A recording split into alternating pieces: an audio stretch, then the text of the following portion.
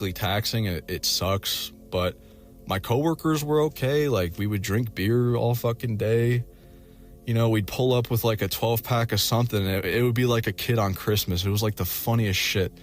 And that's the environment you kind of need if you're a lonely guy, like, with no fucking, like, nothing to lose. Like, you need other guys like you, you know, because, like, it was a fun time for the time being, you know. I basically, since I had that job, I just fucking completely stopped paying my phone bill, turned that shit off completely, because I was like, fuck, I don't have to do DoorDash anymore, and I just really focused on work and getting my CDL. It was stressful, like, don't get me wrong, but I put on a lot of fucking weight, man. Like, I want to say, like, I would say I'm probably 250 something, I think. I don't even want to step on a scale, because, like, what I would do is, like, you know, when you're keeping that, like, little buzz on all day at work, you know, everyone's, like, kind of drinking on break and shit, you know, all those empty calories, and plus, like, I was too lazy to cook. You know, I have this butane stove, and, like, essentially what I would do, I would go to Wingstop every day. They have this absolute Sloppo combo deal. It's like you get 20 boneless wings, and, like, it's this big basket of fries. It's like fucking 5,000 calories. And I would just stuff my face with that shit every night, and just, like, sitting in my trunk, just fucking, you know, drinking beers, you know. And it was something. It was fun, you know. I know it sounds depressing, but, like, I mean, that's how I kind of gained weight, you know. I do, like, now still, like, I shave my head all the time, because, like, I do remember, like, I made a video, like, last year, like, with, like, concerns about my hairline, which I kind of thought was, like, because the doctor was like, you're severely nutrient deficient in a lot of stuff.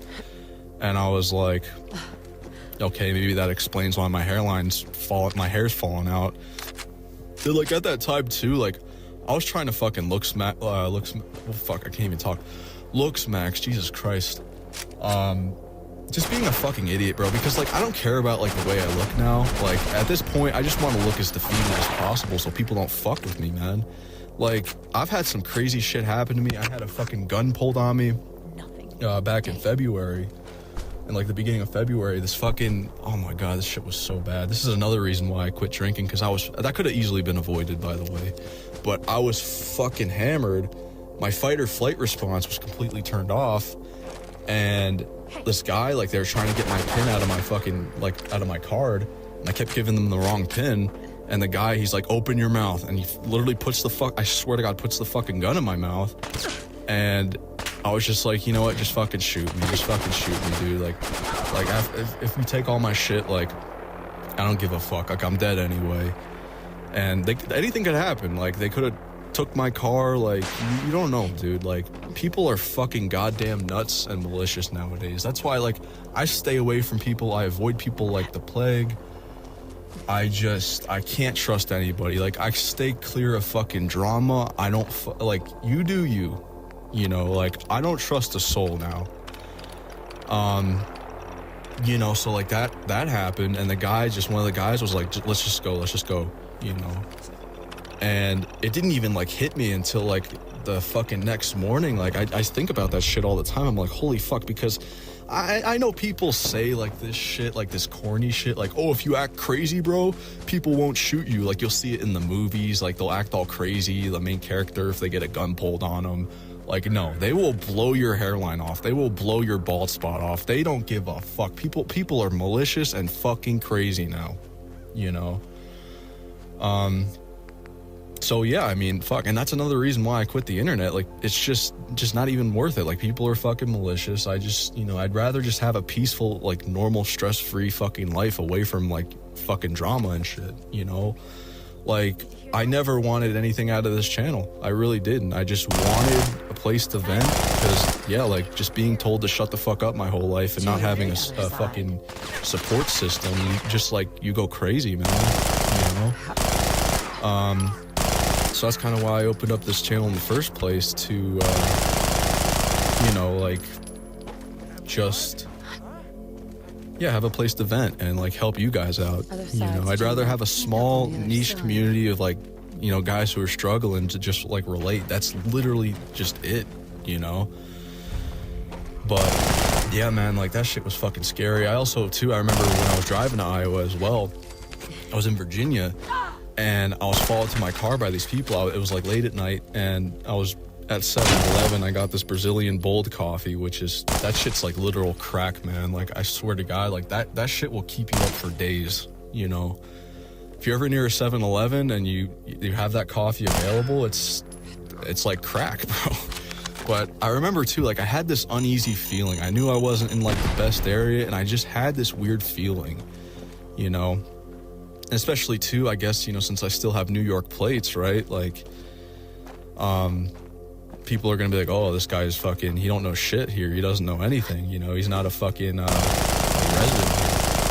And yeah, these guys, they were like, hey buddy, can you help me? Can you help me? And I just kept walking to my car, and I'm like, nope, thinking in my head, like, nope, you don't need help with shit. Like, what do you need me for? You know what I mean? Like, come on. Like, I'm not fucking stupid. Like, if people in general like show any interest in me, I know like there's an ulterior motive. Like, what would you possibly want from like a subhuman fucking ass guy like me? Nothing. So they keep saying it. They're like, oh, we need help. Help me. Can you help me a little bit? Like, and I could hear them getting fucking closer.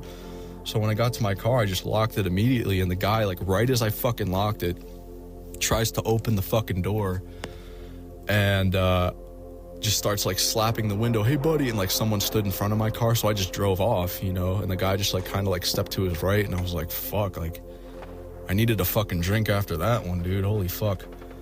But yeah, there's a lot of stuff I didn't plan for, you know, while being homeless. Like, I was always scared I was gonna lose my glasses and shit, because, you know, my vision's fucking dog shit, and you know, I have to wear glasses, and that was another fear I had. Like, and I'm lucky I didn't lose them, because like I've been drunk many a times, not like really blacked out, but just like drunk, and like I could have lost them. Like, you don't want to drink. I know Rehab Room had a really good quote about that. Like, you don't want to drink more than you have to, because like you let your guard down so much. Like, especially people like me who like can't really stop after one drink.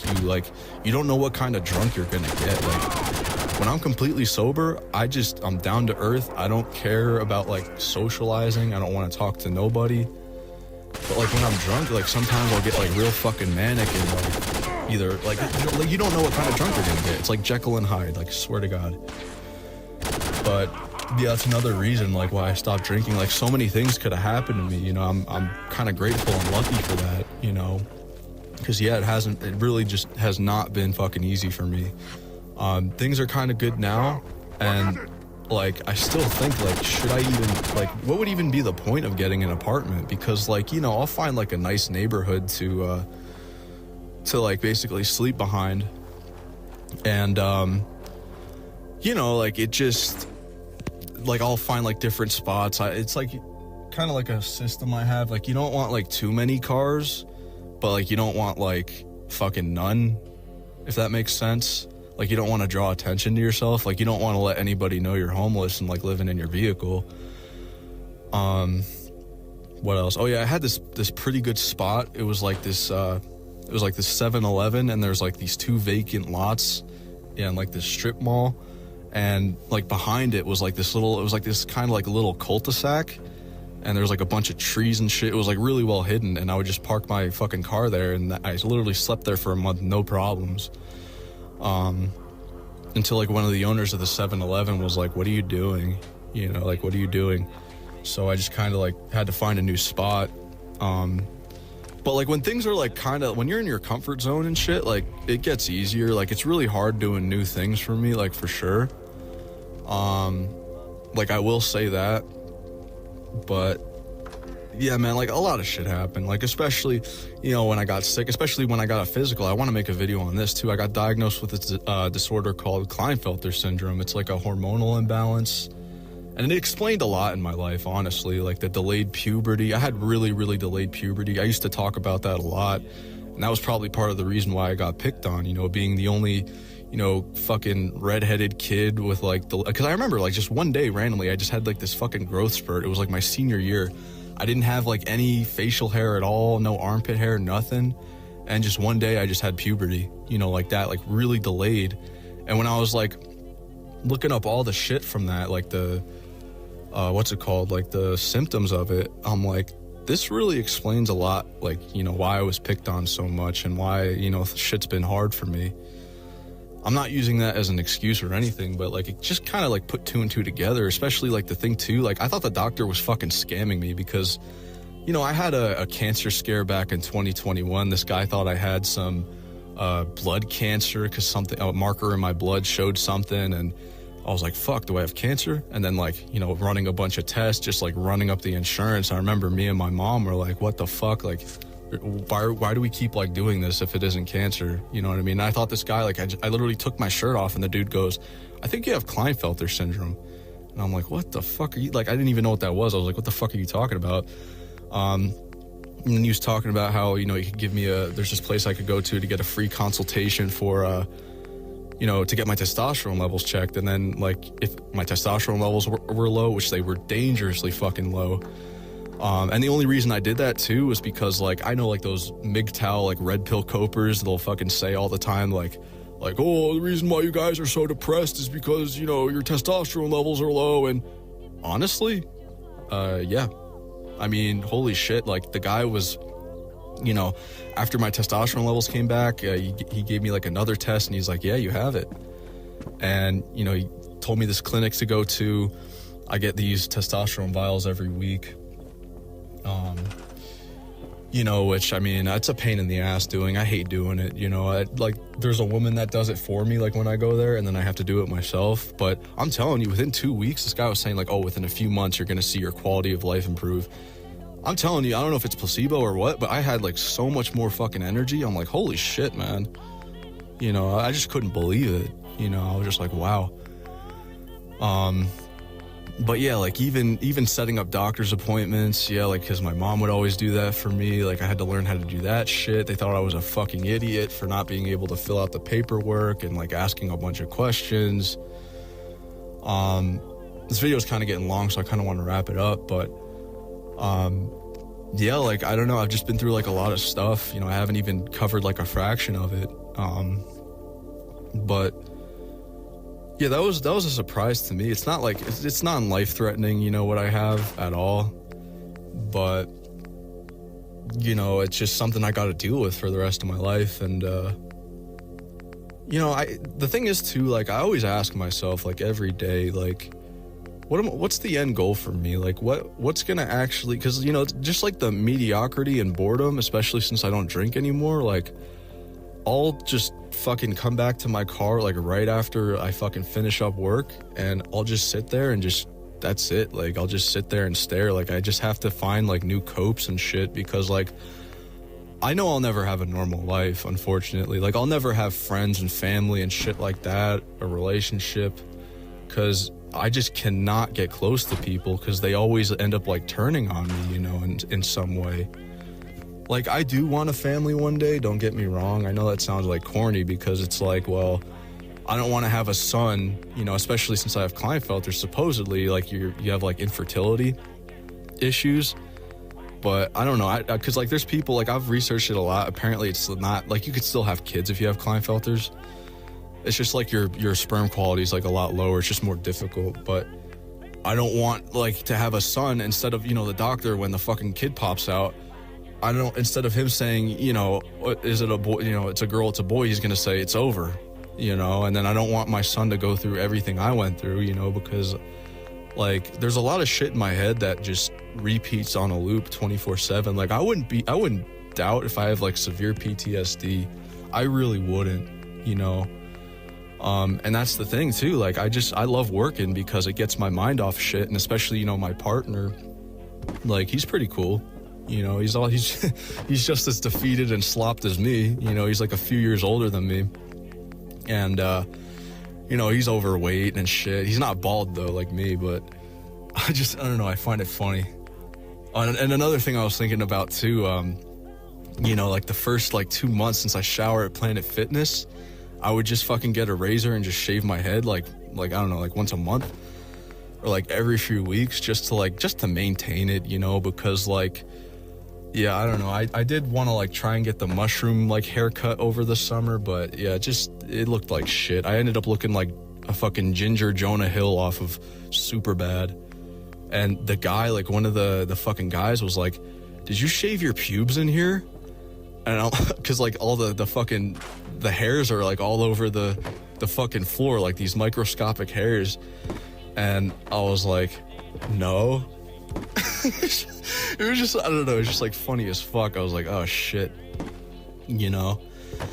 Because it's, I don't know, it's like easy. You just like, I don't even care if I miss a spot. I really just don't give a shit, bro. Because it's like, it's about survival now. Like, I don't really care about my appearance, you know? Like I said, I'd rather look like I have nothing to lose than have people like fucking try and take advantage of me. And especially since I'm like fat as fuck now, I'm like a fucking mini tank, you know?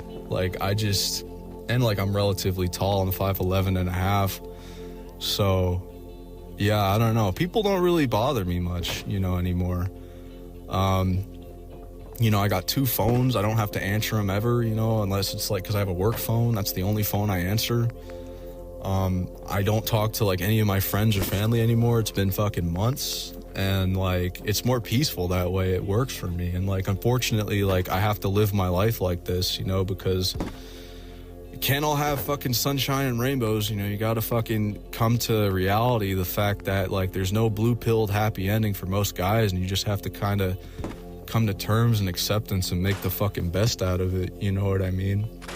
It's another reason why I like doing YouTube too, because like I was just like kind of happy to like, you know, vent about shit and relate to so many people and have so many people relate to me, you know? So should I have capitalized off my channel and all that shit? I don't think so, man. You know, I think I made the right choice by getting my CDL, because I'm quite satisfied with what I'm doing, but you know, the loneliness factor really does kick in, like those days after work where I'm just sitting in my car just thinking like, fuck, what could have my life been if I just had all this knowledge prior and was more independent? Because let me tell you, like financial independence, it's pretty nice, you know, because you don't have to rely on anybody. You don't have to have any drama or bullshit in your life. And it's pretty good, you know, it really is good.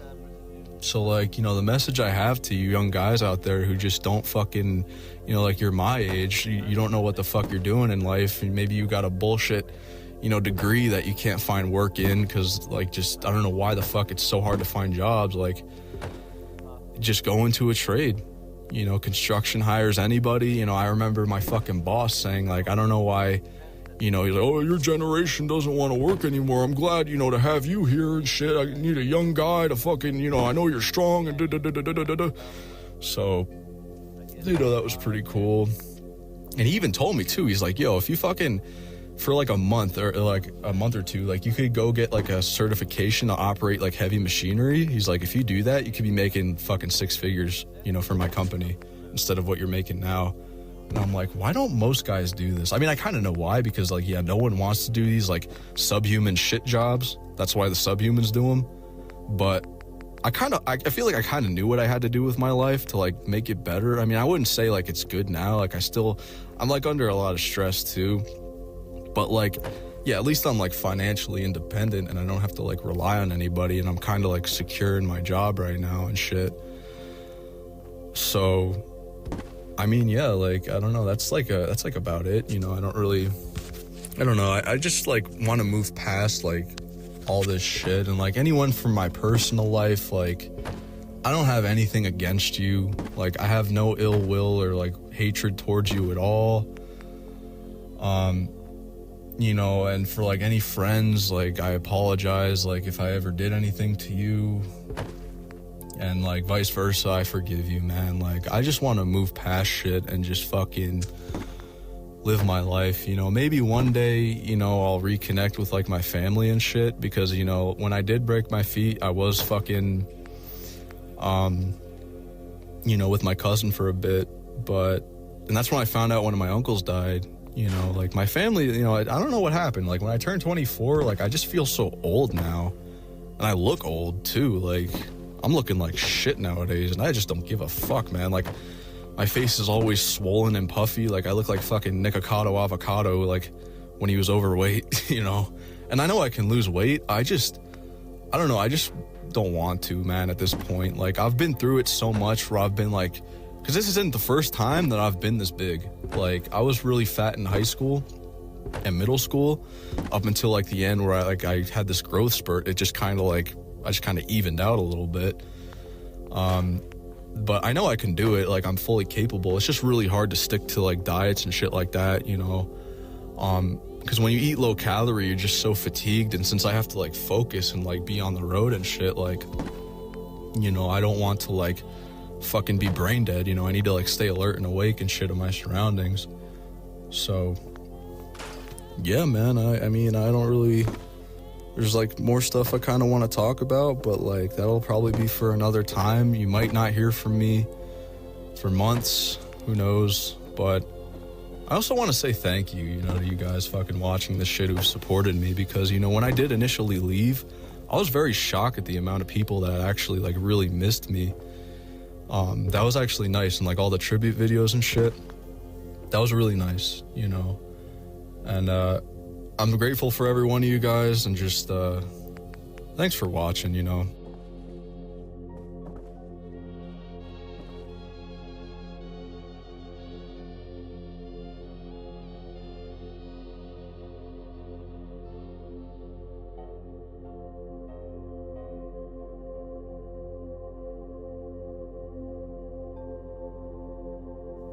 Alright, what's going on, guys? Today, I want to talk about why you should never lend people money. You know, why you should never ever lend people money, the mistakes I've completely made while just lending people money. You know, just trying to help people out, get them back on their feet. Because, you know, unfortunately, it all came kind of crashing down on me, and I ended up losing a substantial amount of money. Just by kind of being naive and, you know, thinking, you know, if I'm a good person, I'll you know, and lend people money or give people money, I'll be like, you know, repaid for it somehow. You know, there's no way that, like, you know, people are gonna, you know, there's no way a friend or a family member is gonna, you know, run off with my money, you know, just not naive, just complete thinking. You know, because I've always kind of given to people, like I always kind of, you know, put myself in other people's shoes, and like, you know, especially nowadays, since I live in my car, I've seen a lot of homeless veterans and a lot of homeless people. I'm not gonna lie, like I will give people money sometimes here and there, but like, I mean, that kind of did backfire for me once. You know, months ago, there was this liquor store that I would go to, and this guy, you know, he would always ask me for money, and like, you know, one time I gave him like a 20. And I was like, I remember saying to him, like, you know, if you want me to buy you alcohol, I'll buy you alcohol. He's like, no, I don't drink. I'm like, yeah, okay. Like, I'm thinking like, yeah, all right. But no, the guy would just fucking walk out and just go across the street to the McDonald's.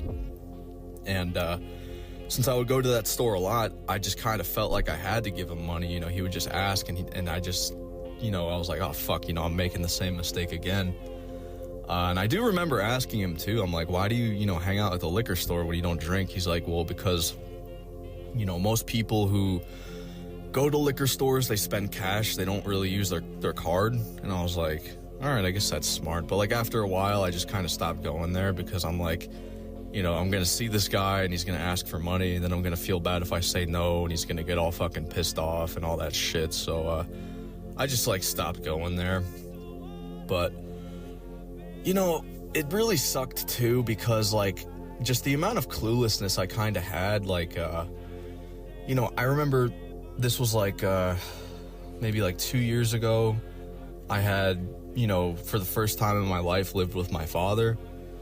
And, you know, he would tell me all the time, he's like, you need to contribute. And I thought for sure, for some reason, you know, just living in bumfuck nowhere, I don't know how stupid I could have been, but I thought that I would get a job like within the snap of a finger, you know, if I just kept applying. I thought within like 2 weeks I would have a job, when in reality I went like 5 months unemployed, just losing so much fucking money.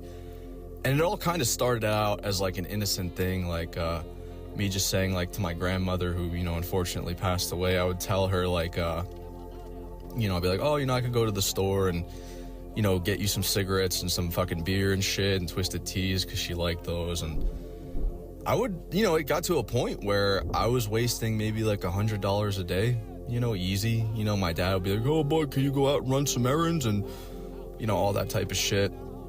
And come to find out, you know, later that, you know, my dad has lied about a lot of things. He lied about how much money he was making. Apparently he hadn't worked in like 10 years, which I didn't really even know about. He would just, I don't know, because he, you know, he would drink a lot.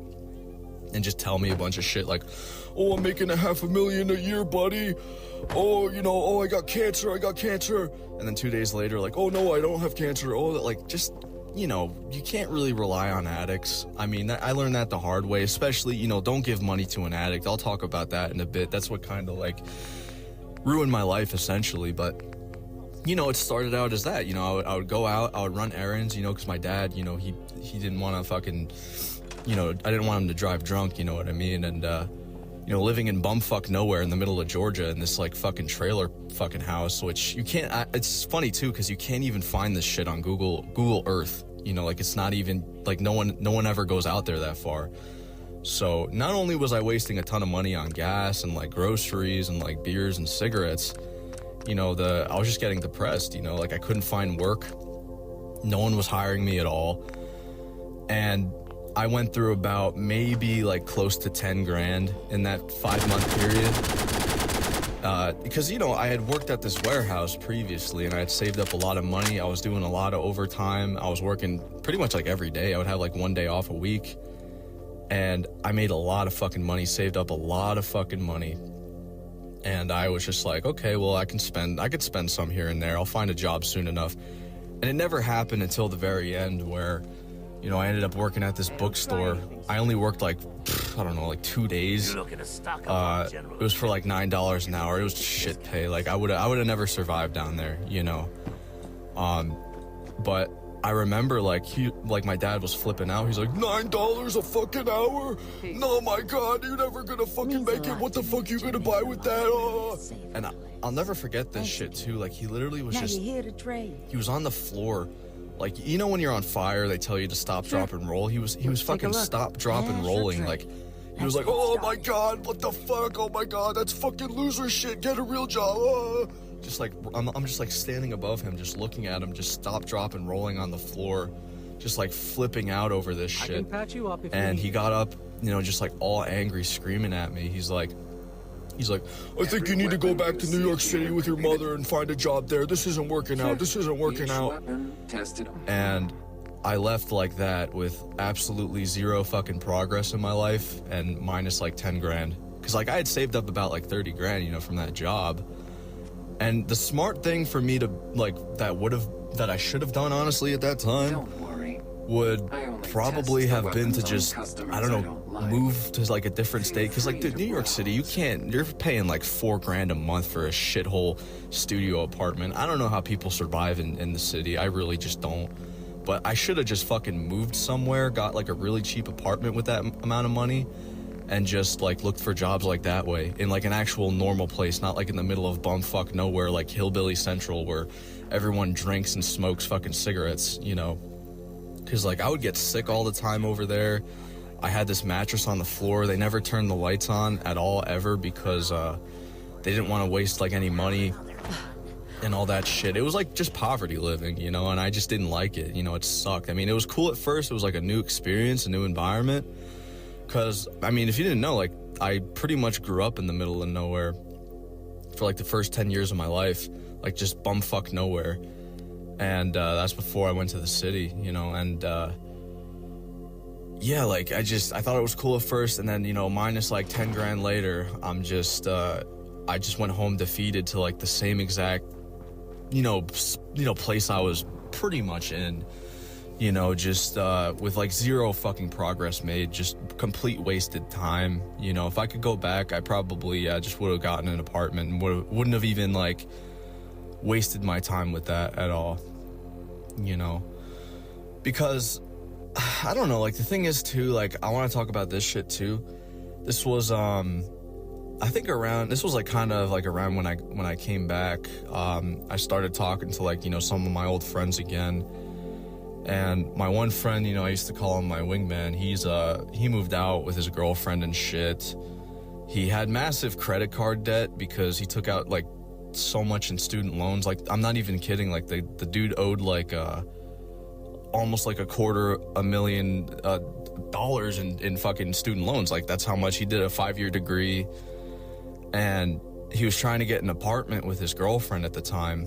I don't think I ever talked about this, but there was a lot of stuff I couldn't talk about, you know, because of the sheer amount of people in my personal life kind of watching my fucking channel.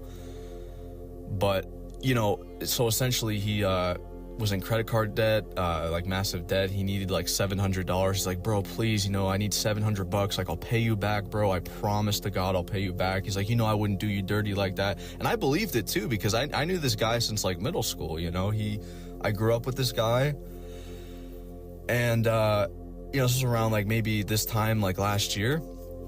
So I lent him $700, you know, because he didn't, the problem was like the landlord said that like if his credit gets worse, like he won't consider him like fucking, because he had like a fucking, it was like a 400 credit score. I don't even know how the fuck you could like, you know, get an apartment with that. I really have no idea. But he's like, yeah, my credit's gonna tank after this and be like just so bad, bro. He's like, I need this apartment, bro. I'm trying to start a new life for myself. And he's like, trust me, like I'll return the favor, bro. Like, I got you. Because the thing is, you know, this guy, you know, his dad essentially got him a job because his dad knew people, you know, had the connections, of course, and he was making like $50 an hour just doing like practically nothing. It was just like a remote job, so he could like work anywhere. But I mean, that was the whole problem with it though. Like, he essentially had to keep paying his fucking student loans off every month. Like, there's like a certain quota and he couldn't meet it. And so yeah, I give him $700 or whatever the fuck, however much it was. And you know, I didn't really think much of it. And you know, a couple weeks pass, and essentially he was like, dude, you know, I'll give you the 700 and I'll give you an extra 500 if, you know, you drive the U-Haul. So basically it was like a 5-hour drive. I'm not going to say like what state it was that he moved to, but it was like a 5-hour drive. You know, he was following me. I was driving the U-Haul. You know, his girlfriend doesn't drive. I mean, nobody in New York City my age like drives at all anyway, because like everything's kind of walking distance. You just take the fucking subway, buses and shit. I was like one of the few like only people that actually had my license that drove. But, you know, he's like, I'll give you $500 and, you know, if you just help me load and unload everything. So, you know, he's basically starts a whole new life for himself, you know, moves in with this chick. And, when I get there, you know, I unload everything and he doesn't give me anything. He only gives me $100. He's like, I'll Venmo or Cash App you or PayPal you the rest of the money when I have it. And I was like, okay. So I didn't really like think much of it. I was like, there's no way he's gonna like screw me over or anything. And yeah, you know, I was such an idiot that I realized, like, you know, as I was driving back home, that $100 was pretty much gone. You want to know why? Because it was gas money pretty much. And I ended up just losing more money actually. And I just, you know, and I remember like, you know, I hung out with him on the 4th of July and shit. And like, this was when I had shaved my head because it was sort of like, I don't know, it was like a stupid decision, but like now I have to do it because my hairline's fucked and I just, you know, I can't afford to have hair now. You know, it's just easy. Like while living in a car, you just fucking, you don't have to really shower that much. You know, I got like thinning in the back and the temples are pretty fucked now, but like, this is when I like freshly shaved it. And it was a mistake at the time, especially like when you know people. And I just remember him like taking him out to the strip club and he was like fucking slapping my head, like recording me just slapping my fucking head. Didn't even like bring up anything with like the money he owed me or anything like that. And I remember it just pissed me the fuck off, you know, because not only that, like earlier in the day, like his fucking brother, like he paid his brother $10 to fucking punch me in the fucking head. He was supposed to like slap me and he ended up just fucking punching me. And it's funny too because like, you know, like he had like these fucking frat brothers that he went to college with too. And they were like slapping my head as well. I mean, they were drunk as fuck, but like, it's like, I don't know you like that. You know what I mean? It was just like, humiliating, you know, and I never saw a dime of any of that money. You know, I pulled this guy out of credit card debt and essentially saved his ass to get an apartment. And I saw nothing in return besides $100 that I used for gas to come back up, you know? So, That was like the last time I think I talked to that kid was like maybe, I don't know, I think like mid-July, you know, because like he was staying with his parents for a while for some reason, and that was like one of the last times I ever saw him, and that was it, you know, that was kind of like it. And you know, he's probably married now. I mean, who knows? Like, he was talking about it, like he met this girl like in his first year at college and shit, and whatever, man. Like, I don't really I try not to think about it. I don't really care. But, you know, the next thing I want to talk about is, you know, essentially like how I got fucking, you know, blackmailed to absolute death, you know, and lost probably the same amount of money at my dad's place, you know, like 10 grand, you know. Essentially, like, I had met this guy, and I regret meeting him, like, so much. I wish I had never met this guy, you know. I bumped into him at the fucking grocery store. I always would, too. Like, I would always bump into, like, people I knew at, like, the fucking grocery store, and it sucked. But it started out, like, all innocent. Like, he was like, dude, you know, I'm putting together a band. I remember you played drums in high school, bruh. And I was like, all right, I guess that sounds pretty cool. It seemed like something pretty cool. And he ended up pretty much just, I mean, he knew about my channel. I don't know how he found it or what. But, you know, what used to piss me off too is like, this guy was an addict. You know, he did meth. He had me drive him around everywhere because he was always crashing his car. He was always, like, and actually, I remember this too. He was really drunk one time. He calls me up at like fucking 2 a.m. and this is the thing, you know, like I really felt bad for this guy because not only did he have like schizophrenia, he was, you know, a heavy drug addict, smoked weed all the time too.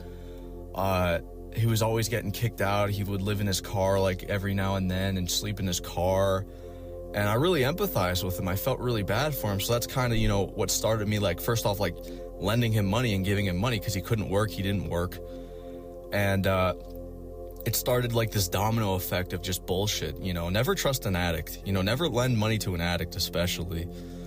So, you know, I remember what I was gonna say was, yeah, one time he crashed his car. He was always crashing his car. His car was like always in the shop apparently, so like I had to drive him everywhere. And the times that he did drive me, I shit you not, like he drove me like to the strip club and places like that.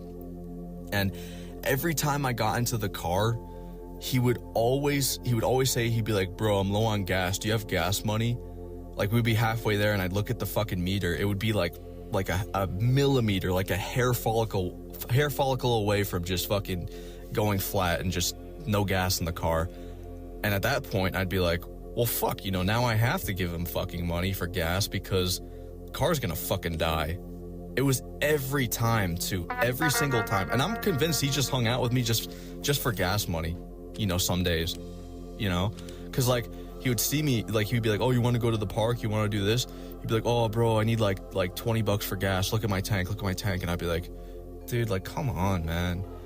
And then, like, you know, an hour later he'd just like drop me off back home, you know, and that used to like piss me off, and I couldn't do anything about it because one of the things, essentially, like, apparently he was over my house, you know, and apparently he took a picture of my license, and that was like basically what he was like threatening me with. He's like, if you don't give me money and if you don't give me what I want, he's like, I'm gonna fucking put this on your Reddit. I'm gonna fucking ruin your life. He's like, I'm gonna fucking let everyone know who you are. And I'm gonna you know, obviously tell your parents. I'm gonna fucking let every family member you know, like, know about your YouTube channel and shit. And it's like, you know, it's not my fucking fault that, like, I had no support system to fucking vent about shit, you know, to vent about my dysfunctional friends and fucking family, that my channel was the only resort and only place I felt fucking comfortable enough to share shit. Like, I just, and I was like, I didn't even know what to do at that point, you know. I had no idea what the fuck to do. He got me fired I couldn't even talk about this either at the time. He got me fired from my security guard job. You know, essentially because I wouldn't like give him money like one of the times, and he got me fired from that job. Pretty much like he told like my manager, which he like knew somehow, like because my mom like worked hard to get me this job, and I had to explain to my mom, I was like, oh well, I just wasn't even up to par or something. I had to like make something up, but like the manager, like the like my boss pretty much, he was like, oh, you know, I can't have that, you know, because, and I didn't even really mention it in any of my videos. I pretty much just like kept it nonchalant. But he was trying to explain to me how he had like some TikToker like that would like live stream in there or something, and like they kept getting like people calling. He's like, I don't care. He's like, I don't fuck with this new generation of. He was like an older guy. He's like, you know, you social media influencers. I don't care who you are. I don't need anybody contacting this place and calling every 2 seconds. Don't focus on their And I was like, okay, and he just let me go. And at that point, I was like stuck, you know, pretty much. I was like fucked, like essentially like so fucked. I just didn't know what the fuck to do. You know, he would just like call me up randomly in the mornings and shit like that. Like, hey, can you drive me here? I gotta go do a pickup. Bro, do you have $100? I need like, because you know he was addicted to meth. You know, when you fucking do drugs and meth and drink and have schizophrenia, your head is so fucking shot, it's not even funny. You don't even know what the fuck you're doing to people. Like, you turn into like the biggest like horrible person ever. And trust me, you know, I have so many, like, it gets worse, you know, like I have so many screenshots, I got recordings, I got everything, you know, on this guy pretty much. But you know, and the thing is too, like the times he crashed his car, you know, when I don't know if I skipped over it or whatever, forgot to talk about it, but like yeah, when he crashed his car and had me pick him up, he essentially, like, the cops, they didn't give him a DUI because he was really drunk, and they didn't give him a DUI. The cops don't give a fuck in New York City, man. They don't give a shit. If you call 911 in New York, they'll put you on hold for a bit. Swear to God. It's like the same shit in like California. Like, they'll put you on hold. They don't care. They don't care about giving you a DUI. Like, they don't care about that shit.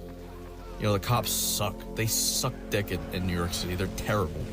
They don't do anything, you know. And I even was thinking, I'm like, how is this guy not getting a fucking DUI? And the cop's like, yeah, just drive him home. We'll get the car towed. And he smelled like complete alcohol and all that shit, you know, and I was like, dude, what the fuck? Like, I even remember one time, this was like the biggest red flag. I should have just fucking left at that point and stopped hanging out with them. But, you know, essentially, like, this one time we went to the dispensary and he's like, yo, bro, like, I want to get some weed. He's like, I'll buy you something, bro. He's like, because he had like his debit card, his quote unquote debit card. And, you know, he picks out whatever he wants and his card declines. He's like, oh shit, bro, can you give me, like, I'll pay you back, bro. I promise you, I'll pay you back. And the cashier, the woman was just looking at me and I was like, motherfucker, man. You know, and I was like, all right, fine, you know. So essentially, you know, I put the card in, you know, goes through. He's like, yeah, I'll stop at the bank and we'll, after we smoke, because I don't smoke, you know, I would just like sit there and watch him smoke. And we were at this park, he was smoking, he smoked like 3 fucking joints, like back to back. And as we're walking back to the car, he starts fucking freaking out. Like, I thought he was like having like a fucking episode or something, you know what I mean? Like, I thought he was having like a schizophrenic episode or like weed paranoia. And it turned out that his fucking parents were, you know, like they had like his location on his phone, and you know, I could see the car. He's like, just go. And I didn't know who the fuck these people were, because this motherfucker would have me go to like this literal trap house with him, and then like he would buy drugs from like this shady ass fucking dude, which I'll get into later. It was in the shittiest fucking area of the Bronx too, the fucking most dangerous shithole area of the Bronx. You know, I'm lucky I didn't get fucking shot in the fucking head.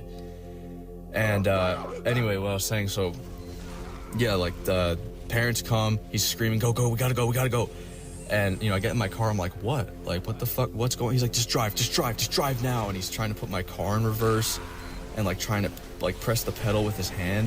I'm like, dude, what the fuck are you doing? He's like, those are my parents. I'm like, then talk to him. I'm like, maybe they're fucking worried about. He's like, no, bro, you don't understand. And his fucking dad pulls up behind my car, just parks right behind my car, gets out, starts screaming at the top of his lungs. You know, I roll down the window, you know, on the passenger side, you know, and he's like, give me the card. And Apparently, he had stolen his dad's debit card, withdrew all the money, which was only like $600, thank God. Spends it all in a day. But like before he approached the car, my friend's like, I'm so sorry, bro. I lied to you, bro. I'm so sorry. I lied. I'm so sorry. I'm like, what? He's like, this isn't my card, bro. It's my dad's card, bro. And I even asked him, I'm like, what'd you spend $600 on in a day? He's like, he said alcohol and strippers.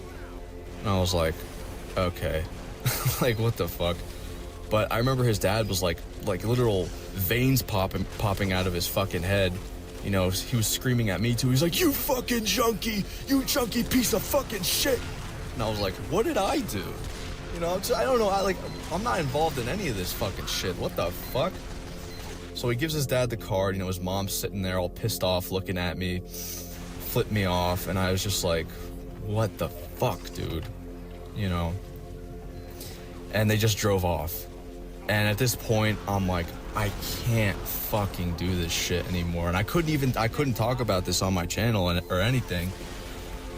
But the final straw, essentially, so I'm losing a lot of money, and I knew I was gonna be homeless like pretty fucking soon anyway, and I had to explain to him many times. I'm like, dude, I only got like fucking $3,000 left in my bank account. Like, I lost fucking, like, I don't even know, like $2,500 in the span of a year. 99% of it went to other people, because like, I don't fucking spend money on stupid bullshit, guys. Like, I don't fucking care about the newest, like, I don't know, clothes, gaming consoles. I never cared about any of that. Like, I always was really good with my money. The only thing it would really ever go to is like food, maybe, my car insurance. That was really it. I don't care about wearing the same clothes every day. I mean, fuck, right now my clothes are all ripped up. I don't give a shit. I haven't showered in forever. I haven't brushed my teeth in fucking forever. I don't care, I really just don't give a shit, about anything, or about like materialistic things, at all. But I think that's what makes, car living like so easy for me. Like, it's not really much different from my old life, But the final straw, in which I had to fucking actually go to the police for, so basically this dude, he wanted me to rob that guy, like his plug in the Bronx. And he was like, yeah, bro, like, you gotta be the lookout. He's like, dude, honestly, bro, I think you should buy a gun, dude. He's like, because he's like, I know where he keeps all of his shit. And he was like, you can tell on his head, like, I mean, first off, he was neurodivergent as fuck, but like, you could always see it in the eyes. You can see, like, if you're neurotypical, you can always see, like, neurodivergence in the eyes and, like, certain behaviors that people, like, put on. But he was in, like, some sort of fucking something, man. Like, some sort of psychosis. And he was just, like, spam calling me every 5 seconds. He's like, we're gonna rob him. We're gonna pick a day. He's like, you're gonna come with me. He's like, we'll get masks. We're gonna fucking rob him. Like it's like a fucking game. Like, it's like... That would have, like, what the fuck, man? And that was, like, the final straw. I'm like, dude, I'm never, like, I can't do this shit anymore. And that's when he was like, yeah, he would just, like, threaten me with the whole, like, oh, I have a picture of your license and I'm gonna fucking ruin your life, like, essentially. And apparently that wasn't true. Because, like, the thing is, like, what would happen is, like, when I would tell him, like, oh, I don't want to, like, because he would ask, like, oh, can I have $50? Can I have $100? Can I have $200? When I would say, like, no, he'd be like, he's like, oh, well, I'm gonna ruin your life. I have your license. And then he'd be like, I'm just kidding, buddy. I'm kidding. I would never do that to you, brosif. He would always say brosif. He would talk like that. He'd be like, I'm sorry, brosif. I'm sorry, brosif. Then, like, 2 seconds later, he'd fucking snap and be like, I have your fucking license. I'm gonna fucking ruin your life. I can't. This is why, like, I'm so fucking grateful nowadays that, like, I don't have to fucking talk to anybody ever again. And I don't trust, after that whole shit, I can't trust anybody. I will never fucking speak to another human being unless it's, like, very small talk, like 2 words. Don't care, not risking it. Not risking talking to anybody. Fuck relationships, fuck friendships, fuck family, fuck all that shit. I'm done. Like, I'm really that done. But anyway, yeah, like, he's like, yeah, we're gonna rob him. And this guy, he was, like, not someone you want to fuck with, bro. Like, this guy reminds me of, like something out of, like, a fucking Euphoria episode. Like, he was bald, tattoos fucking all over the place. Just, And there was always people in there too, so I'm like, how are you gonna fucking rob him? You know what I mean? He's like, that's what I need you for, bro. And I'm like, nah. Like, no, dude. He's like, no, I know where he keeps all of his shit, bro. Like, this will last me like fucking months, dude. This will last me months, dude. And that's essentially like, so yeah, I cut him off completely. And like a week goes by, everything's kind of good. But I noticed my mom wasn't talking to me at all. Like, she just was like really fucking weird, you know. And pretty much like this guy like had sent her a link to my fucking YouTube channel and shit, and that's like kind of was like the even bigger spiral, because like if all this kind of happened like, you know, 2 years ago, I would have been fucked and probably just like, I don't even know what I would have done. I have no idea, but like you know, like I'm glad it happened around the time it did, because like first off, like, you know, another family was moving in, like the house was fucking sold, everything. I was moving anyway. I was fucking leaving anyway. I don't even know where my mom went, you know. Like she apparently, like what I heard was that she went to California to live with a high school friend or something like that, you know, and just retired. But you know, she eventually like confronted me about it, and like she knew, like the thing is too, like she knew about like that's why like she was the one who like had to fucking call the police, and like essentially like nothing even happened, because like first off, this guy like legitimately during that time, his family, they put him in like some sort of like rehab in Florida. I don't know why Florida, apparently because they had like the best, like most expensive rehabs in the world or some shit. Like and again, like what I'm gonna say, yeah, the cops don't do shit, they don't give a fuck. But you know, my mom was like scared to death. She's like, you're always causing drama and doing bullshit. What the fuck? And it just was horrible, you know. And she just was like, yeah, you're leaving right fucking now. I can't deal with this fucking shit, you know. Like, oh my god. Yeah, she was like more pissed off about my fucking YouTube channel. She's like, well, you need to go to therapy, and you need to do this, and you need heavy medication, because they wanted to put me in a group home at first, you know, which makes no sense. I have 0 diagnosed mental illness. I don't like really, I mean, nowadays, like I drive a truck. My life is fucking fantastic. I don't have to worry about shit or care about anybody, you know. But like, it made no sense, like, you know, especially after like them finding my channel. They're like, my uncle was sending me fucking death threats. He's like, you better delete this shit right now. This is disgusting towards our family. And yeah, I just had it, you know. I was like, fuck this shit, man. You know, everything just came crashing down, and I couldn't even talk about it too. What my channel was designed for, just to vent about my dog shit ass life, I couldn't even talk about certain shit because I knew people were watching, you know. And I was like, fuck this, you know, why am I even doing this for anyway, you know. So yeah, you know, that's pretty much like how, that's why you shouldn't lend people money, you know.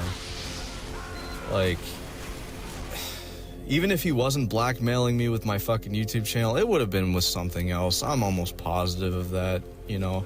He even threatened to kill my dog. I have a fucking screenshot of that.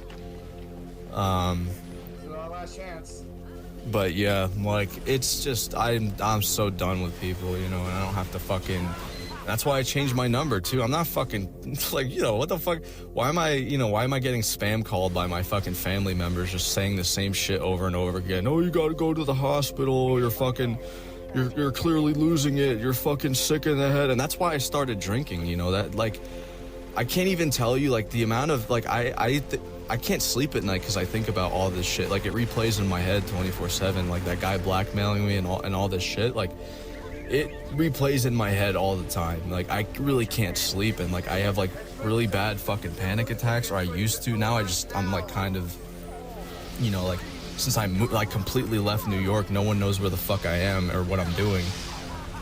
Like, it's just like I used to have to fucking drink. It was the only thing that calmed me down. It was the only thing that like just took everything away, like all the pain away and shit, you know, of like what had happened to me. But yeah, that's fucking pretty much it. Some brutal shit I went through, you know, and now I'm doing better. I don't want to look back on it.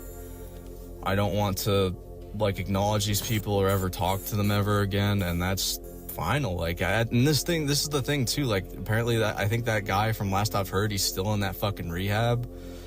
Like, for all my old friends, I don't care, dude. I just want to move on and not think about this shit. I don't hold grudges. I don't give a fuck. Like, I hope their lives turn out good. I don't care, you know. But yeah, you know, it is what it is, you know.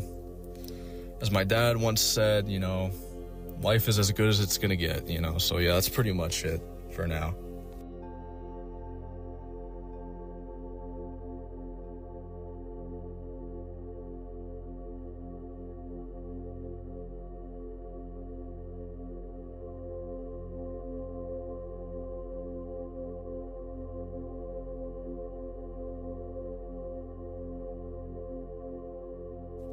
Alright, what's going on, guys? Today, I want to talk about, you know, my recent weight gain and, you know, after now making videos and just reading comments, I kind of like have this weird motivation to lose weight. You know, I haven't really been taking care of myself as I should.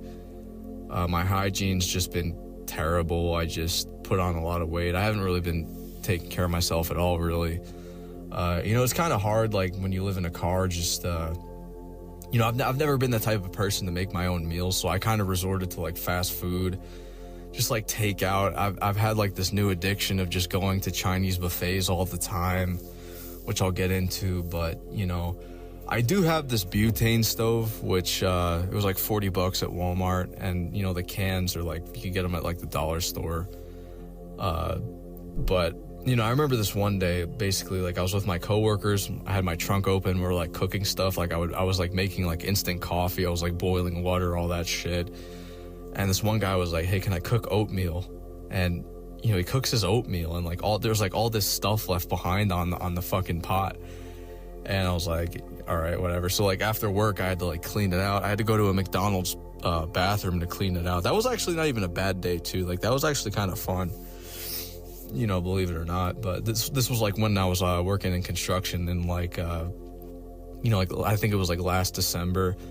This was like around that time when this guy, like, yeah, he just cooks oatmeal. So yeah, I go to the McDonald's bathroom and I try scraping it all out. It was like completely stuck to everything.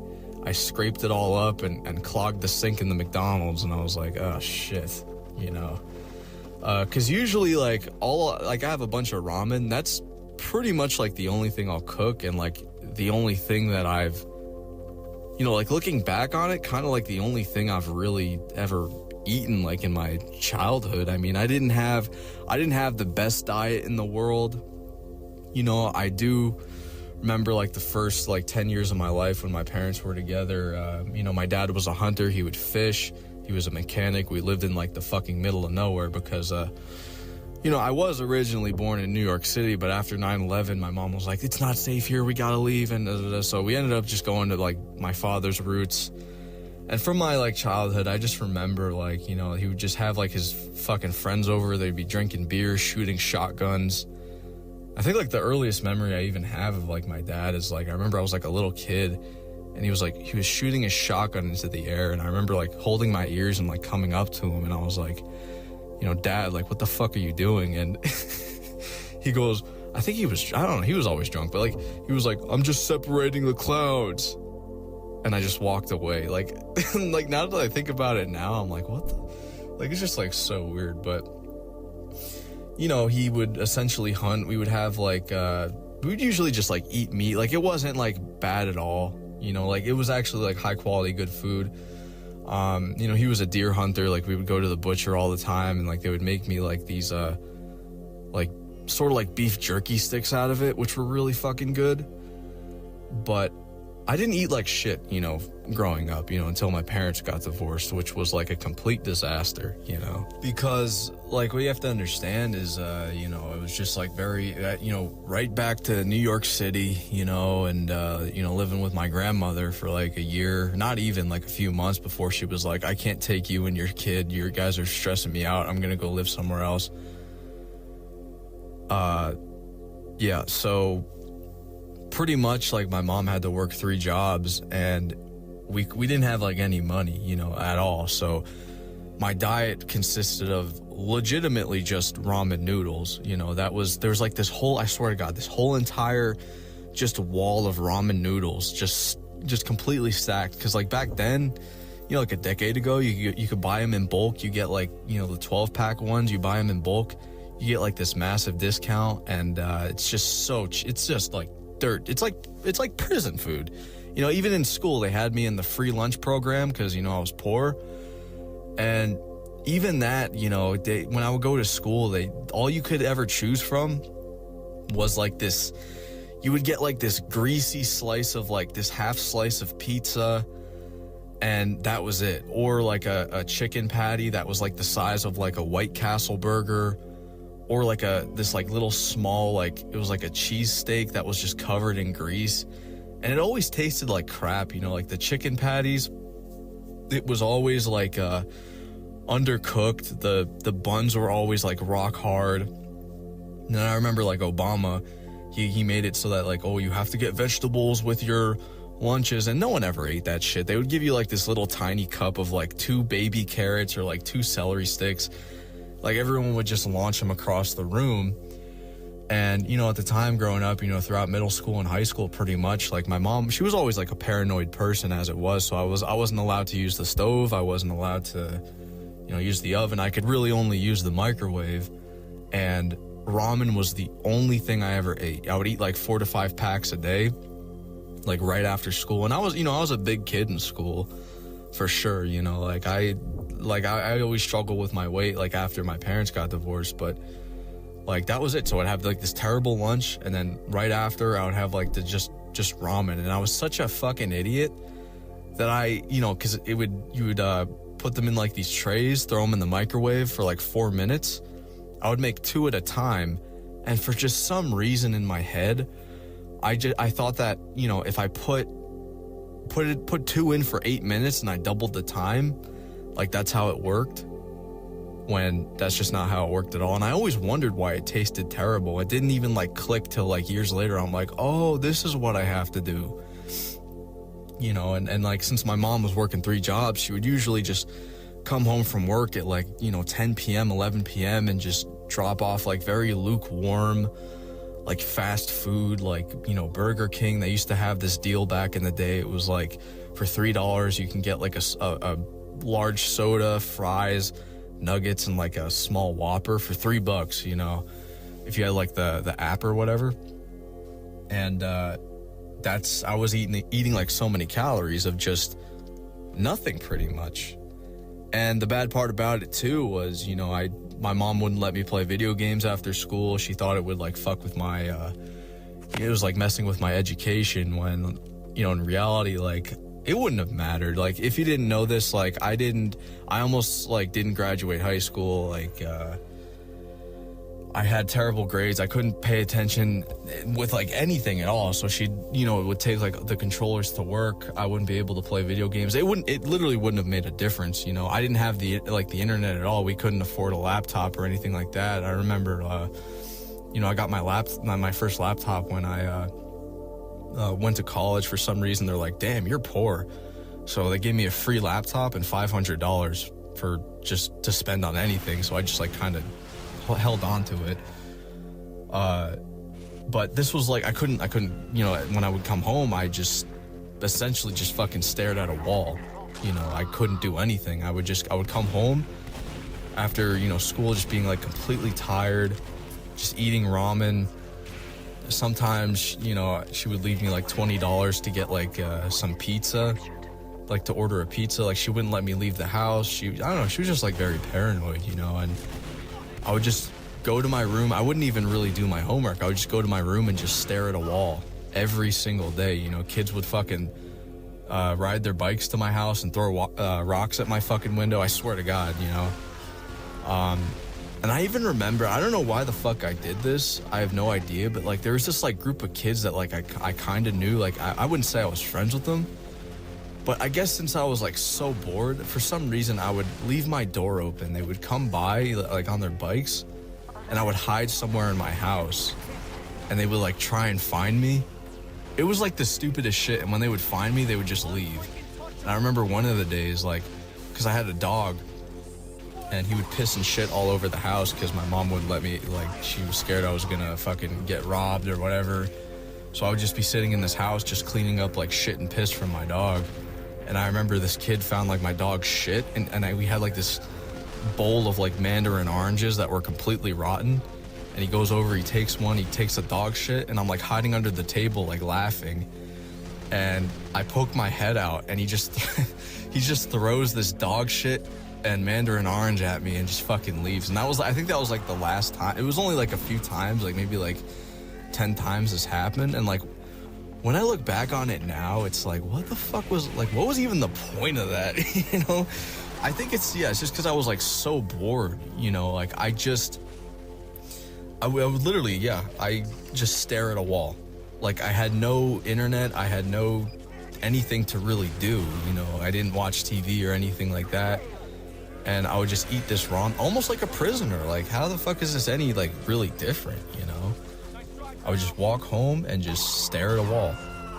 And it got so bad to the point, and I didn't even know, really, like looking back on it now, like, you know, because, ramen was the only thing we could really afford. And, like, no wonder, like, my brain was just probably completely derived of just nutrients. Like, what genuinely is like the beneficial value to like instant ramen? Like I know like Japanese people have like actual like quote unquote healthy ramen, like they'll throw like a hard boiled egg with like pork and like other stuff like vegetables in it, which is like not bad for you, but like just like the microwavable one with like just noodles and broth, how is that in any way like nutritious to you? You know, and I even remember it got so bad to the point, you know, because I wasn't allowed to play video games. She's like, oh, it's going to affect your school life. And I failed everything. I was terrible in school. And I didn't actually, you know, I've, you know, mentioned this before. I didn't actually learn how to properly read and write until I got to college, you know. I was looking, I remember like I saw this article not too long ago. It was like this woman was suing her high school because they didn't teach her how to read and write. And I believe it, you know, because I didn't know what the fuck I was doing. Like I couldn't, like what would happen pretty much was, for the homework, cause like I would be failing everything and I'd try to get my grade up with the homework sometimes.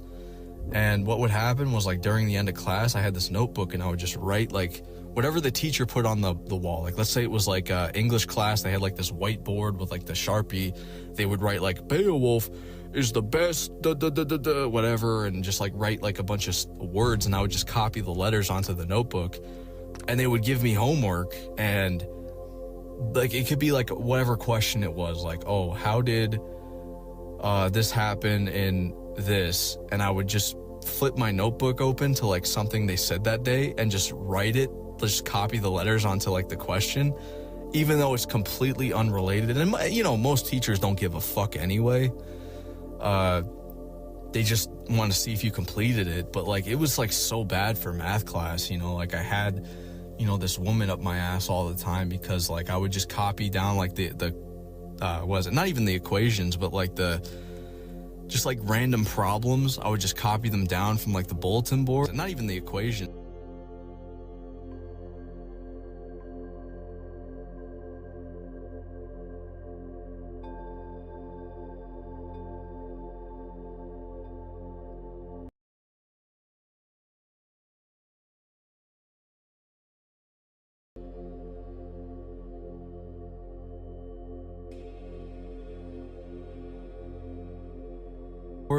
And when I get the homework, you know, when I would go home and get the homework, it could be like, you know, I don't know, what's 1/8 divided by 2/5 times 5, you know, something like that. And I would just open the notebook, just copy down like something she wrote on the thing. And she would like, you know, she was an older woman. She would look at it and be like, you know, you're messing with me. You know, you're not trying at all. But genuinely, I didn't know what the fuck I had no clue. I was so clueless. Like I had no idea what like I was doing. You know, no one ever helped me. It just, I just couldn't fucking pay attention. I was always like so tired and like fatigued. Like, you know that feeling, right? When you wake up and you're just like, you don't want to get out of bed. You just want to sleep for like another like fucking 2 hours. You're just so fucking tired. That's how I felt 24/7. And not to mention too, you know, I got recently diagnosed with Klinefelter syndrome, which, you know, I had just low levels of testosterone and all this shit anyway. You know, learning disability is a pretty common thing with Klinefelter syndrome as well. So, you know, she would just like, and that was like that kind of started like the whole big fight of like, oh, he needs special needs classes. I think he's very severely learning disabled. And my mom would have to go to the school all the time and be like, he's fine, keep him in the normal class. Because like I had that same woman as a math teacher for like 3 years. You know, I got held back like so many times for it. And I would be like with the freshmen as like a sophomore. When I was a junior, I'd be with the sophomores. Like I was always like a year behind with it. And it was just fucking hell. Like not only did I have to worry about like getting my ass whooped at school and getting fucking bullied and shit, like I was always like in a constant state of like panic and fight or flight from that. That was like always on my mind. So I couldn't focus regardless, you know? And my brain was just getting fucking starved from eating this prison fucking garbage food all the time. Just no protein, just skinny fat as hell, just muscles completely just atrophied to death, you know? And it completely sucked. Like I just want to know what it was like going through this woman's head, you know, when she goes home, like, because I would have to, she like demanded like for after school tutoring, and I just couldn't do anything. Like she must have like went home to her husband and been like, like, oh, husband, you know, oofy doofy husband, I know our relationship and marriage is failing and our kids hate you, but you got to get a load of this kid at school. He's a fucking moron. You know, like, I want to know what, like, went through her head, you know, because I still, to this day, really can't do basic math, you know. I just never learned. It's very easy now, I think, especially, too, with, like, AI and everything, to just fucking graduate school without actually even learning anything and learning how to read or write, you know, like. When I got to college, like, everything kind of clicked, you know. I just, before COVID, I had this teacher, like, actually sit me down and, like, teach me how to write and teach me, like, the English language, and it just, like, that just kind of, like, clicked. Because, like, how I went through middle school and high school was just, like, copying other shit. Like, I didn't even know what these words meant, guys. That's how bad, like, that's how fucked the school system is. You know, always special needs though. I think I just needed a good teacher and like a fucking support system. Not coming home to like, cause yeah, I didn't have the internet. I couldn't Google anything. I couldn't watch some guy on YouTube explain like, oh, this is how to do this. I would literally just go up to my room so tired. I would cook like 5 ramen noodles and just stare at a wall and just think about like a lot of just like traumatizing shit and just, you know, bullshit. You know, it just sucked. You know, pretty much. And yeah, my brain was just fucked of like nutrients probably. I mean, the thing too is like I've always had like really thin and greasy hair. You know, I don't know, like when I got like official blood work done last year, this guy was like, the fucking doctor, he's like, I don't know how you're like alive pretty much. He's like, I like my whole years of doing this, I've never seen somebody with such like, you know, low vitamin D levels and vitamin B12. Like he gave me injections right away. He's like I don't know how you're not like just fucking sleeping 24/7 pretty much. And this was before I got diagnosed with Klinefelter's too. So I don't know, my diet has always never been the best. And now since like I live in my car, I'm ordering so much takeout. I'm going to Chinese buffets. You know, I really just don't even, I don't care, you know, and I just, cause what happens now, like I remember them saying too, I was like pre-diabetic or something, and the doctor at the time was like, well, you know, diabetes can be reversed, so like you're good. And I was like, okay. So I just started stuffing my face with shit, thinking like I had like all the time in the world and stuff. I mean, I wouldn't be surprised if I'm pre-diabetic now, like, I'm getting pretty fucking big, man, you know, and it just came on like that, like just eating carbs, and like I turned to alcohol, unfortunately, to like keep me motivated, which is like the worst thing you could put in your body. So like all these carbs and just calories over the past year I've just been consuming since like, you know, I'm not bound to anything anymore. Like, I can, like, live my life how I want to. I don't have to, like, I don't talk to my family anymore or anything like that. But that's actually another thing, like, what I want to actually say. Like, I mean, let's just, like, just remembered this shit that I wanted to talk about. So, you know, I had a work accident, like, maybe, I don't know, mid-January, where I fractured both of my feet, and it was, like, a pretty bad injury. I had to, like, have surgery on my left foot, and I couldn't get into contact with anyone from my family. Like, my fucking parents, they're old. You can't, like, they don't have any social media. They have no, like, nothing on them at all, you know. And that's how I kind of got into contact with my cousin, you know, and explained to her the situation, all that stuff. They gave me this fucking wheelchair, which I didn't even need. It was like so much, oh my God, it was like so much money to like pay for it too. But they're like, no, like, cause I really, at this point in my life, I don't trust doctors with like my health or anything like that, because like, just because you have a piece of paper, like, I don't know. Because these people were telling me, they're like, oh, you know, it's gonna take like maybe a few months for you to fully heal, you know, from your fractures and breaks, and you know, you're gonna need physical therapy for years. And I even remember the last time I saw the doctor, he was like demanding physical therapy. I'm like, I feel okay. Like, I'm in pain a little bit. Like, my feet still, like, I'll have like random like pain, but it's not even like it's the worst thing in the world. It's not like it's like very rare, but like it just feels like I'm back to normal again, almost, pretty much. And this guy's telling me like, yeah, you're gonna need some physical therapy, aka, oh, I don't get paid enough for this shit and I need to scam you out of more insurance money. You know. But I would just, you know, when I was living with my cousin, I would just DoorDash fucking food all the time. I was laying in this fucking bed with like these steel, like, metallic boots on my fucking feet. And that's how I found out, you know, one of my uncles died. You know, he apparently had a heart attack. And my cousin too, which this guy, you know, his diet and, you know, the sloppening happened for him. He crashed his car like relatively recently and ended up in the hospital with like severe spinal cord injuries. And here's the thing, right? Like, this guy, he's like 700 pounds. I'm not even kidding. Like, he definitely needs Dr. Now off of the My 600 Pound Life for sure.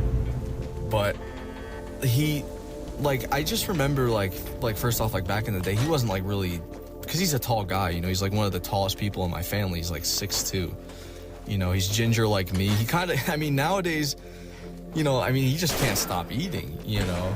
Like, it's like, he legit, like, looks like Fat Bastard off of, Austin Powers, you know? I can't stop eating!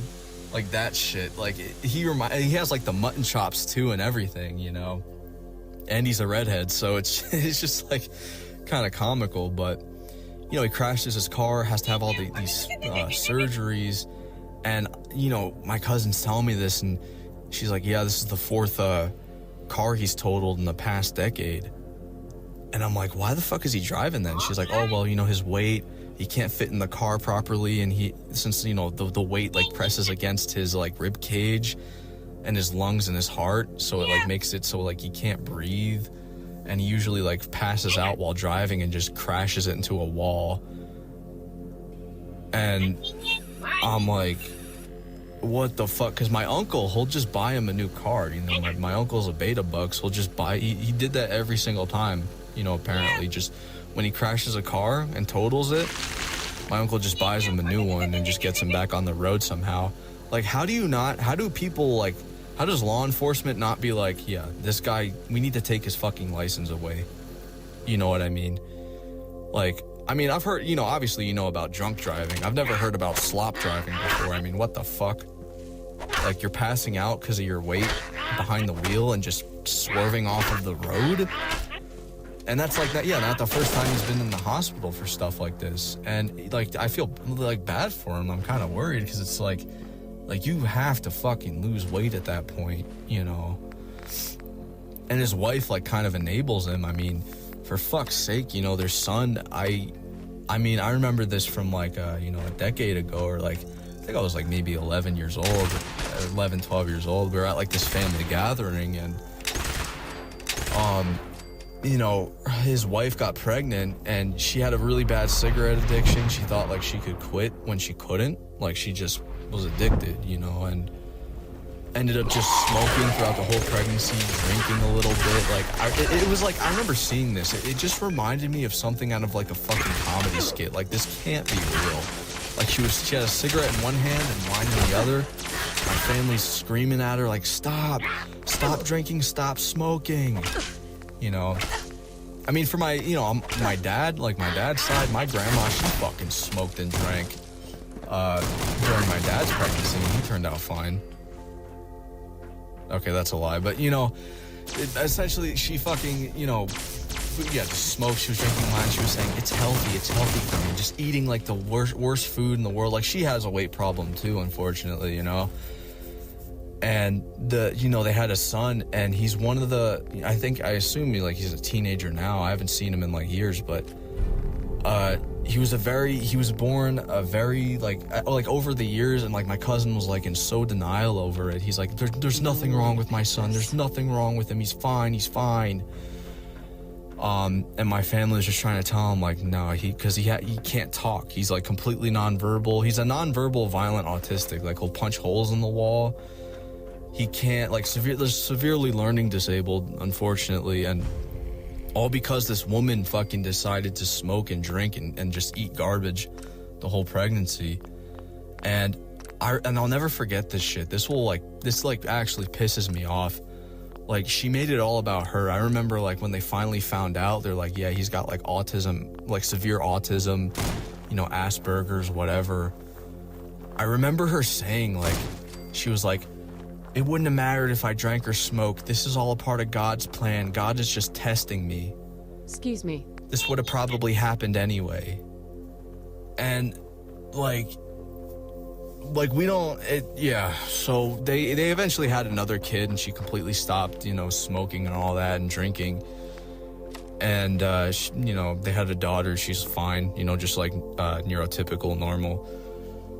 But it still kind of pisses me off too, because like not only that, like this when their fucking son was born, like I remember my mom lent them a bunch of money that she didn't have because they were freaking out about it, and they never paid my mom back. You know, my cousin's wife was just talking shit about my mom all the time. And this is again why you should not lending people money will destroy your family and will destroy your friendships. Mark my fucking words. Don't do it. Someone asks you for money, don't give them money unless it's like a gift of some sort, right?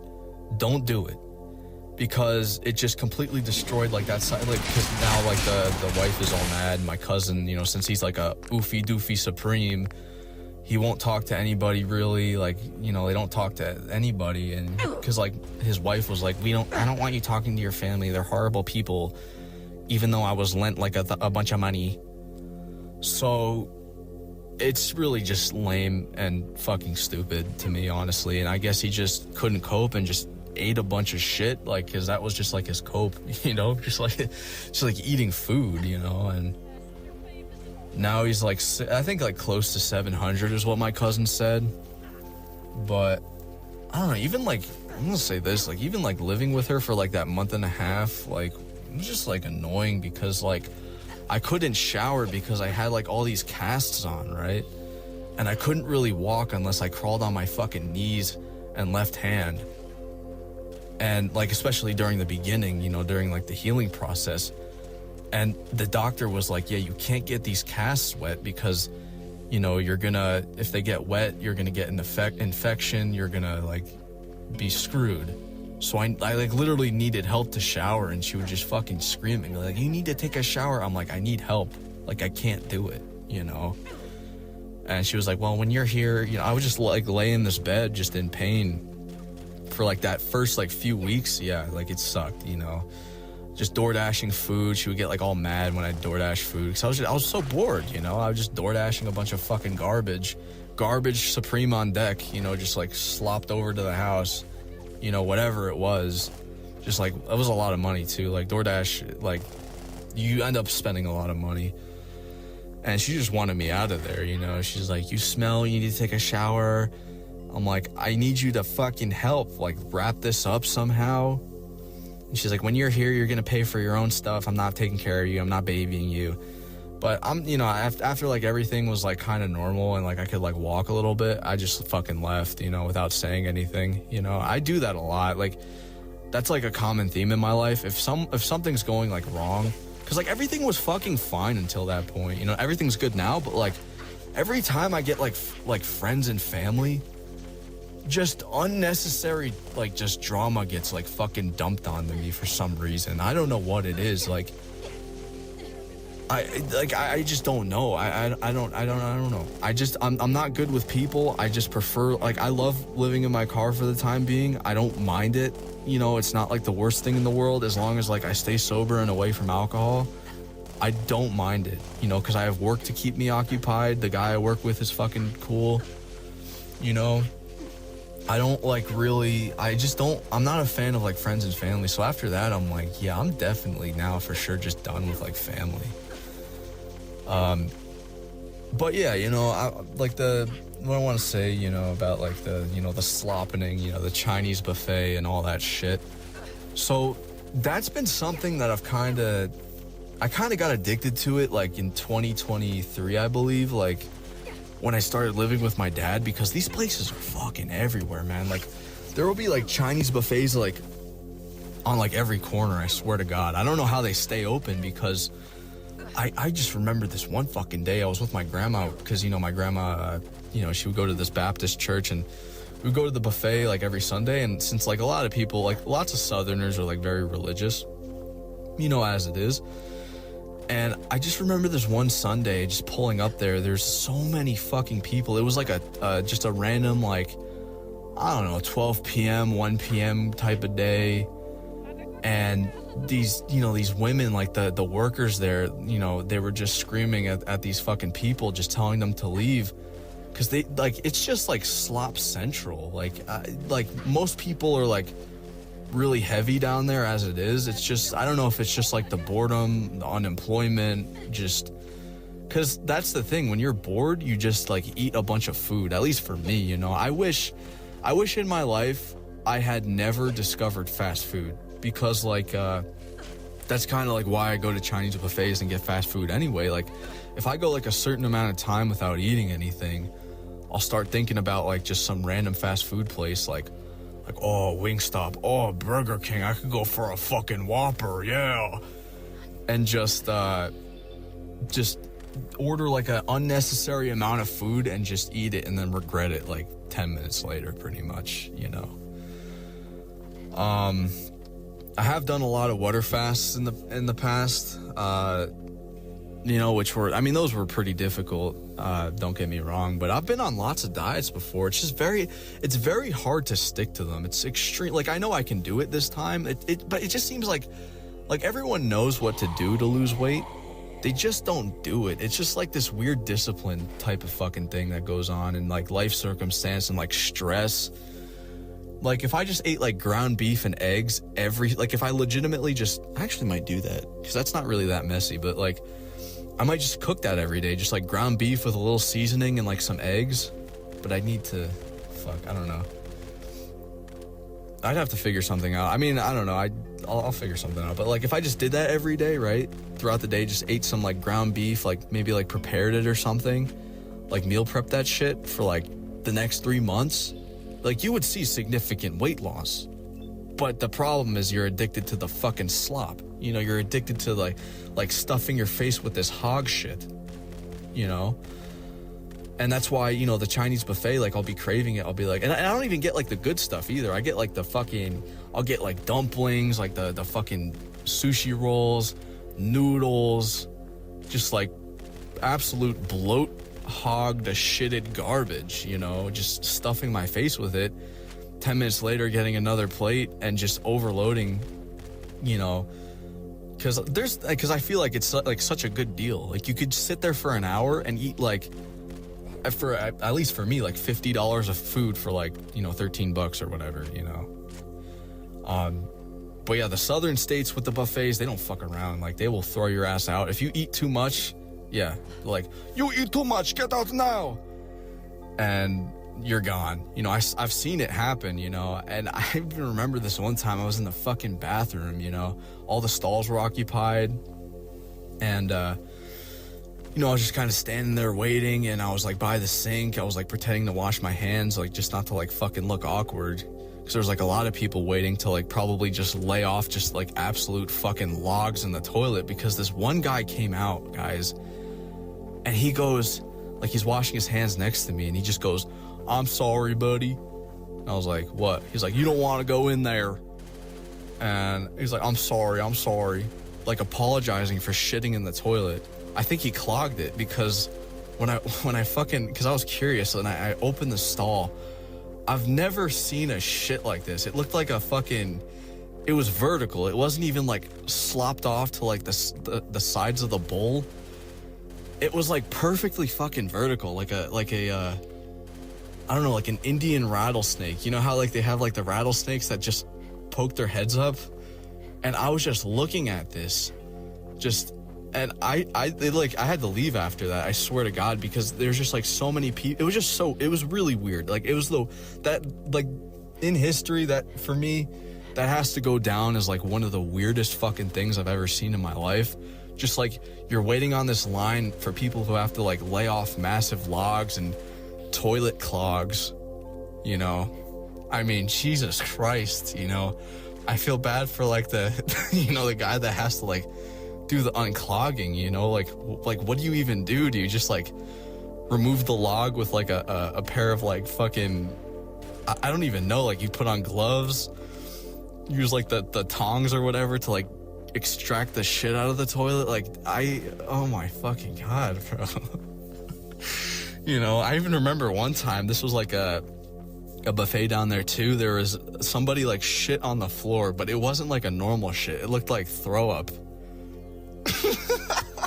And I just remember walking in the stall. It was like somebody like put their right ass cheek on the left side of the bowl and just shit. And it was just splattered everywhere. And I just remember walking out after that and just watching the guy come in with like the, you know, the bucket and the mop. I don't even know if he knew that was there, but like I was like, bro, this is like fucking bad. You know, so far like the buffets here, like I will say this, you know, for Christmas, so it was like the first Christmas I spent alone by myself pretty much. And I want to say this was like the best Christmas I ever had. That's like kind of sad to say, right? You know, because most Chinese places are open anyway. Like I had this fucking Jewish friend that would be like, oh, you know, we always get Chinese on you know, Christmas because they're always open. So that's why I went to the Chinese buffet. And I remember waking up really early. It was like really nice, like, I don't know, it was like the temperature was nice, the roads were empty. It was just really fucking peaceful. I loved it. You know, I actually loved it. And I went to the Chinese buffet, ate a bunch of fucking garbage. I stayed there for like 3 hours. And yeah, there's like really nobody there. I was just like fucking, you know, watching like documentaries and stuff, just like eating fucking shit, you know. And I liked it because like Christmas at home, I mean, it never was the same. I mean, I don't know what it was, like every Christmas I would wake up to like fucking fighting all the time. Like it was never really peaceful, you know. My dad would wake up fucking hammered and start drinking again as always, and like it just wasn't really like, especially when my parents got divorced too, like it was just, we would always be fighting with each other, and then we'd have to go to these random family gatherings, you know, and I'd always be like, why do we have to go to this? Why? Like, why do we have to go to this family gathering? Like, I don't want to go. Because we have to, and it's what people do. And that was it. That was the answer, you know. And then they'd be fighting, you know, a few beers in, my uncles would be at each other's throats for holding some grudge over some fucking bullshit from like 10 years ago. Like, dude, or not even 10, like fucking like 50 years ago. My uncles are old as hell, you know. They're really old. They're in their 60s and 70s, man, you know. Like, that's something over like 50 years ago. Like, and I would just be sitting there quietly, and they would always come up drunk, like, you don't talk, your kid's weird, like saying, no, your kid's a weirdo, he's not talking, he doesn't talk. Because I've always been the quiet person. I always just observed everything. I never had a chance to really get a word in anyway if I wanted to. People would always talk over me and drown me out, so I just kind of learned to shut the fuck up and just sit there and just listen, you know. I was always the quiet kid in school and all that type of shit, you know, and I just, family gatherings and all that, and just Christmas sucked. I hated Christmas, you know. I hated fucking Christmas. I just didn't like it, you know. And then this year it was peaceful. It was nice, you know. It was actually really nice. Didn't mind it at all, you know. Just like walking around, streets are empty. It felt like that. What the fuck is that show called? The Last Man on Earth. You've ever seen that before? I don't think I've ever watched it, but I've seen clips of it. This guy just like the whole world is, he's the only person left in the world, and like everything's like just vacant and empty. Like that's how it felt, and I'm like, this is fucking nice, you know. But yeah, I gotta lay off the hog slop trough garbage for sure, you know, because I mean, I don't want to get diabetes, man. I'm kind of worried I have it. Like I doubt it, you know, because I mean, who knows? I don't want to. I'm just like I'm always like scared to go to the doctor and like find out like if I have this, because I don't know if it's a scam or not, or if like, you know, if it's real and all that. And yeah, I gotta lay off the Chinese buffet. I might actually go. All right, I'm a liar. I'm an addict. I might go. I'm craving it now. I might go after this fucking video. I might go to the fucking Chinese buffet, man. Fuck, I actually want to go now. Shit. All right, yeah, this is gonna be a problem. This is definitely, because yeah, ever since I stopped drinking, I'm just like so bored, and I've just been eating way more than I should, you know. So fuck yeah, I gotta go. All right, yeah, I gotta go, guys. I gotta go to the fucking Chinese buffet. So I'll see you in the next one, I guess. That's pretty much it.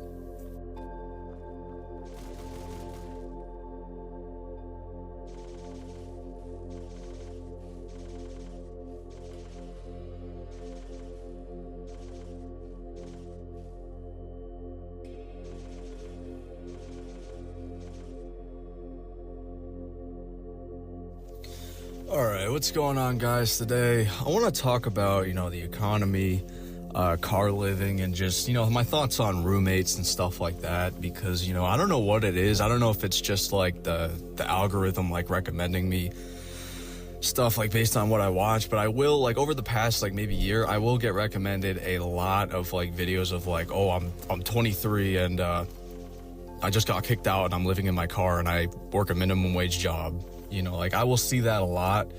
It's usually like, you know, guys that yeah, like they're in their early 20s, and like, yeah, I don't know if it's just like I'm getting recommended this, but like I'm kind of just like seeing it more and more nowadays, like as it is kind of, because like, you know, I have like, you know, I did like read some comments of people saying like, are you worried like your car might break down, you know, shit like that.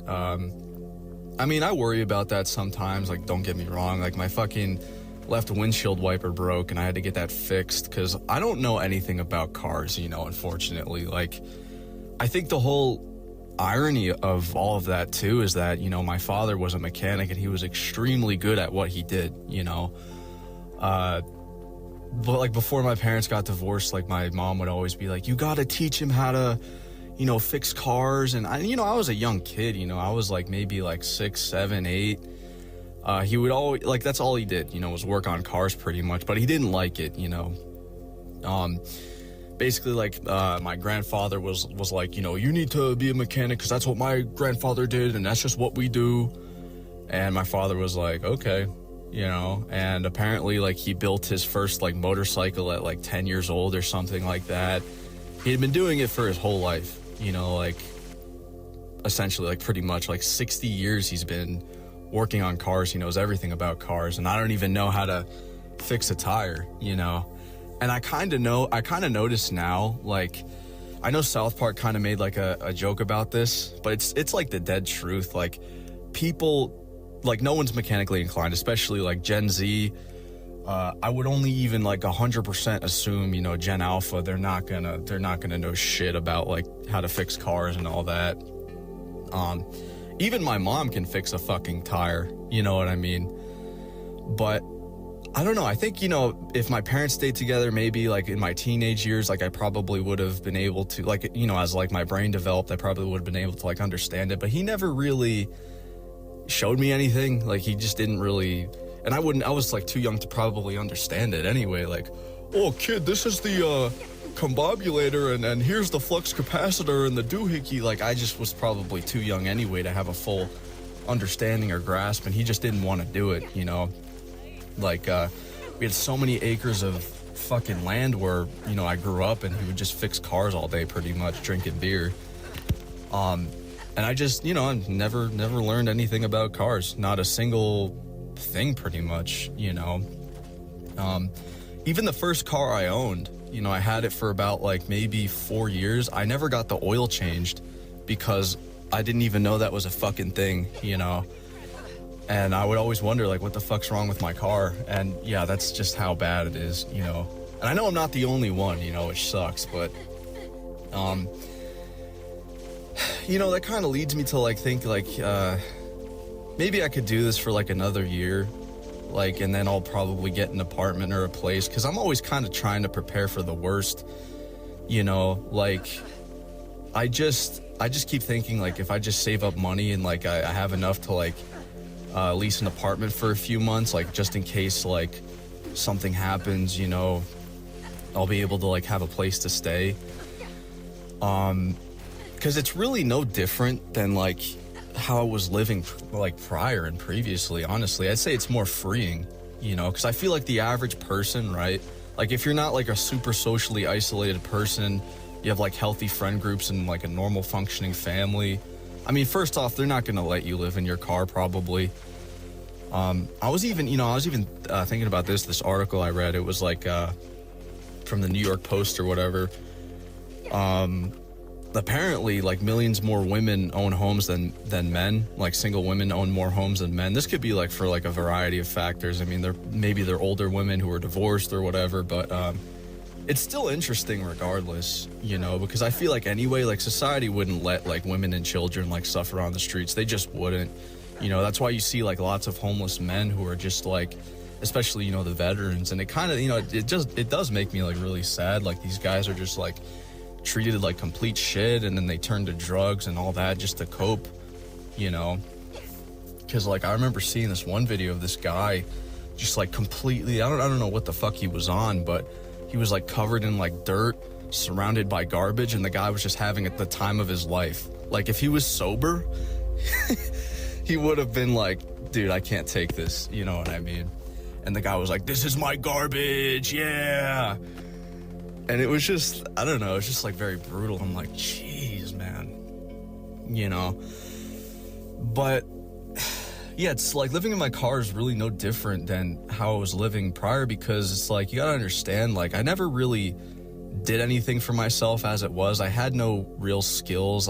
You know, both my parents wanted me to go to college, which I just completely didn't have like the motivation or drive for. I never really had my own sort of sense of mind, I would suppose, because, you know, I have like really bad anhedonia. I don't have like really any hobbies. I never did. It was kind of just like, even like when I was a kid, you know, like I would say like all the way up until like I was 20, like my mom would pick out my clothes, my haircuts, like all that type of shit. And she would be like, we're doing this now. Don't question it. Like, oh, I signed you up for baseball. And I'd be like, okay.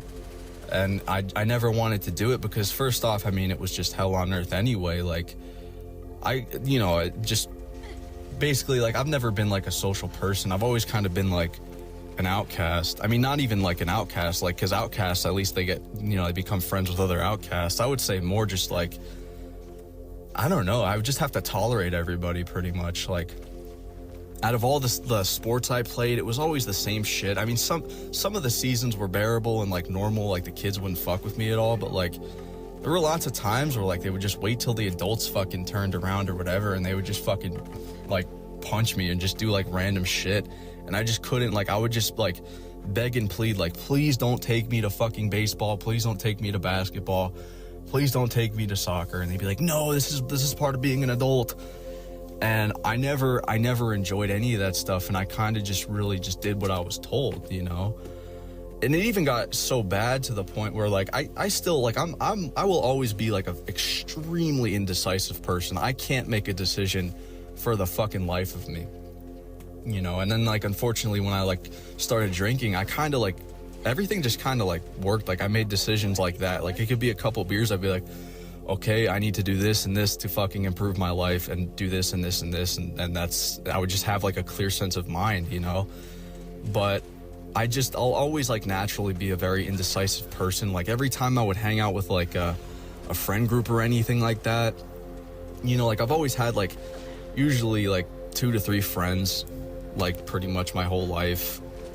And every time we would go out, like anywhere, I'd be like asking them like, hey, what should I do this? Should I do that? Should I say this? Should I say that? Like I'd have to have them talk for me. I'd be like, you know, tell this guy this.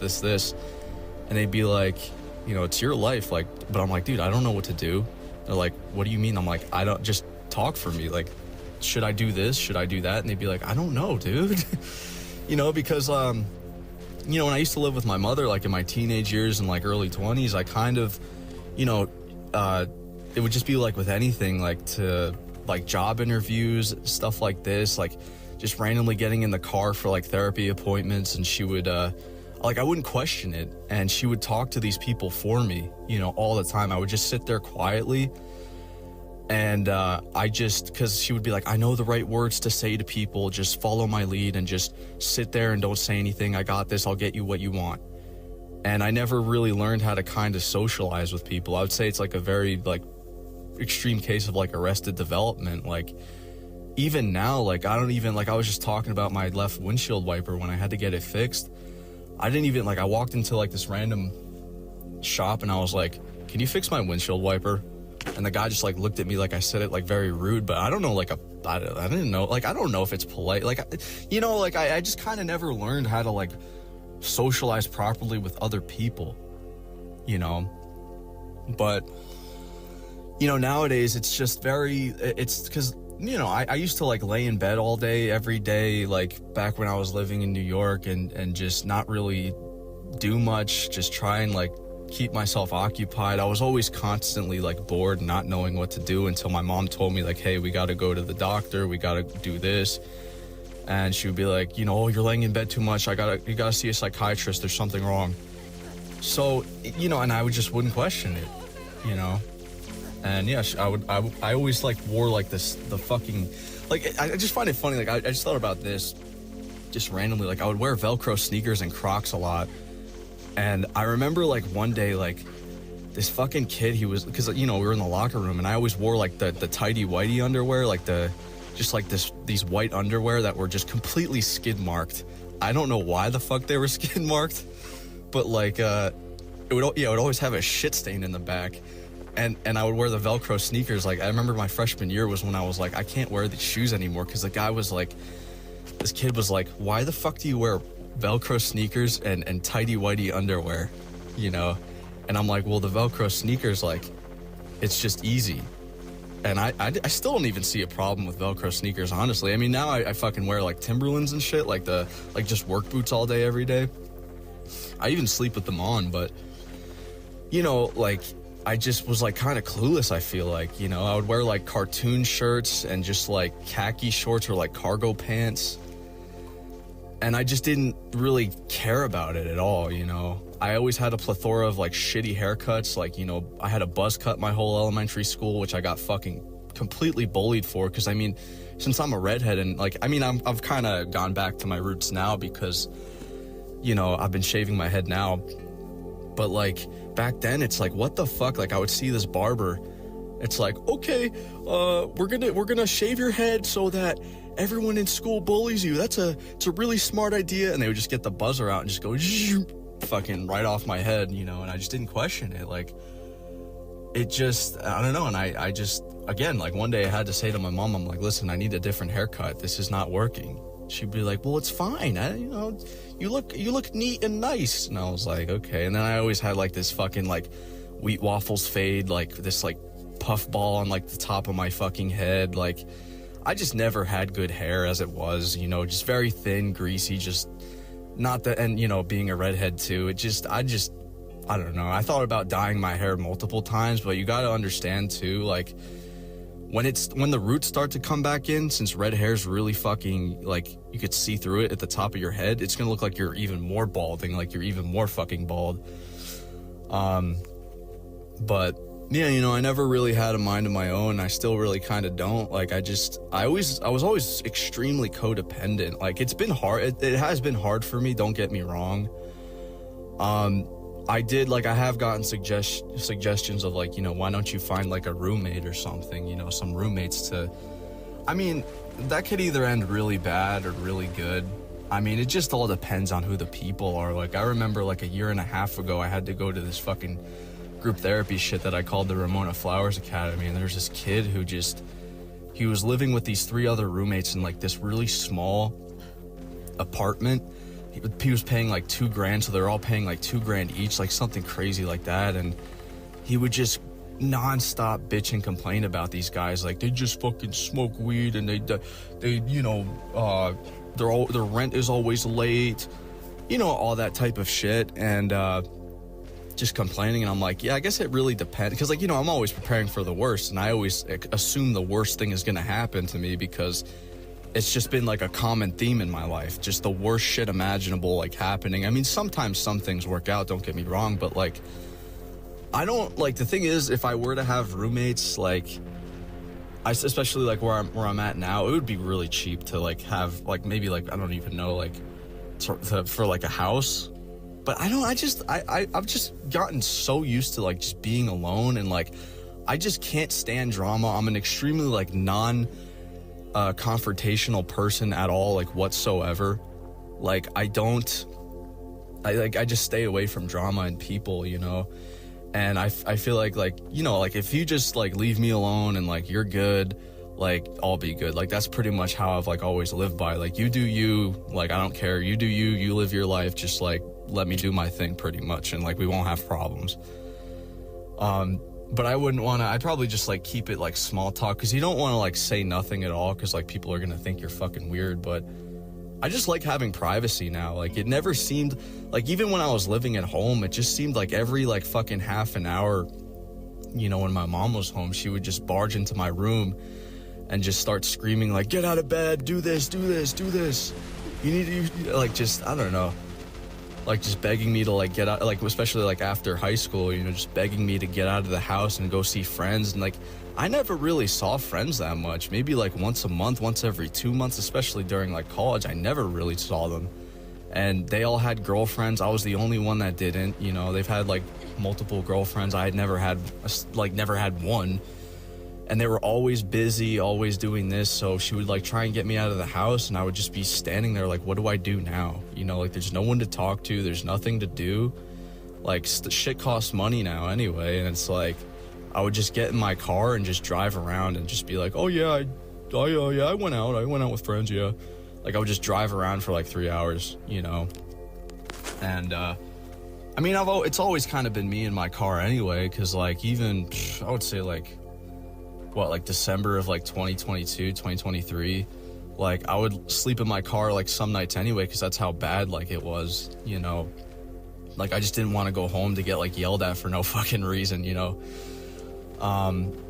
But yeah, you know, it's just this economy sucks now, and I just see like a lot of guys like living in their fucking vehicles anyway, you know. And most people, like, you don't really want to let people know you're living in your car. Like, when people ask me like why I put like PO boxes for shit, I just say like, oh, I'm not comfortable giving an address.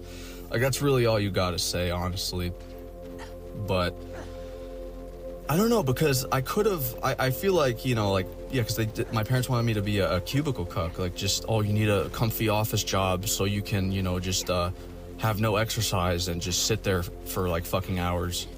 How incredibly boring would that be? I mean, at least what I'm doing now, it's like kind of fun, you know. And the guy I work with, he ain't a fucking, like, he's pretty cool, you know. And we just like talk about random bullshit, you know. I still try and keep it mutual, because I don't fucking trust a soul, you know. But it's not even that bad. It's like I said, it's just not really any different from how I was living before, because like, you go to work and then you just like lay down, and that's pretty much it. The only thing I will complain about that sucks. You know, I mean, I do have an SUV now. It's like more spacious, but the only thing that sucks is just like the temperature regulation. Like it is getting hotter. I do have this like, what's it called? It's like this power bank thing that like holds like a fucking long ass charge. I charge it like every 2 weeks. I got like a fan. It works, you know, but like the winter's easier because it's easier to get warm than it is to like cool down, honestly, like in my opinion. And it's really all about like finding a place to park. Like where I'm at right now, there's like no fucking cars anywhere right now. So it just all depends, like, you know, who you associate with, all that type of shit.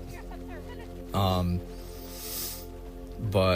yeah, I don't know. The thing is, yeah, I don't know. Thinking about roommates, like it's because you don't have to like lease anything or put your name on shit. You just like give like whoever the fuck, like, I don't know, $500-600, whatever it is. And you're good. But yeah, I would say it definitely depends on like all the people like that you're living with. You know, if you're living with like a bunch of assholes, like annoying people, like this is the thing, I can't live with drug addicts. I refuse to live with like drug addicts now because it's just like I've been around it my whole life. These people are unreliable. They're like almost bipolar in a sense. Like when you scramble your brain that hard off of like drugs, you can like just have really bad mood swings. It's the same with alcohol, you know, shit like that.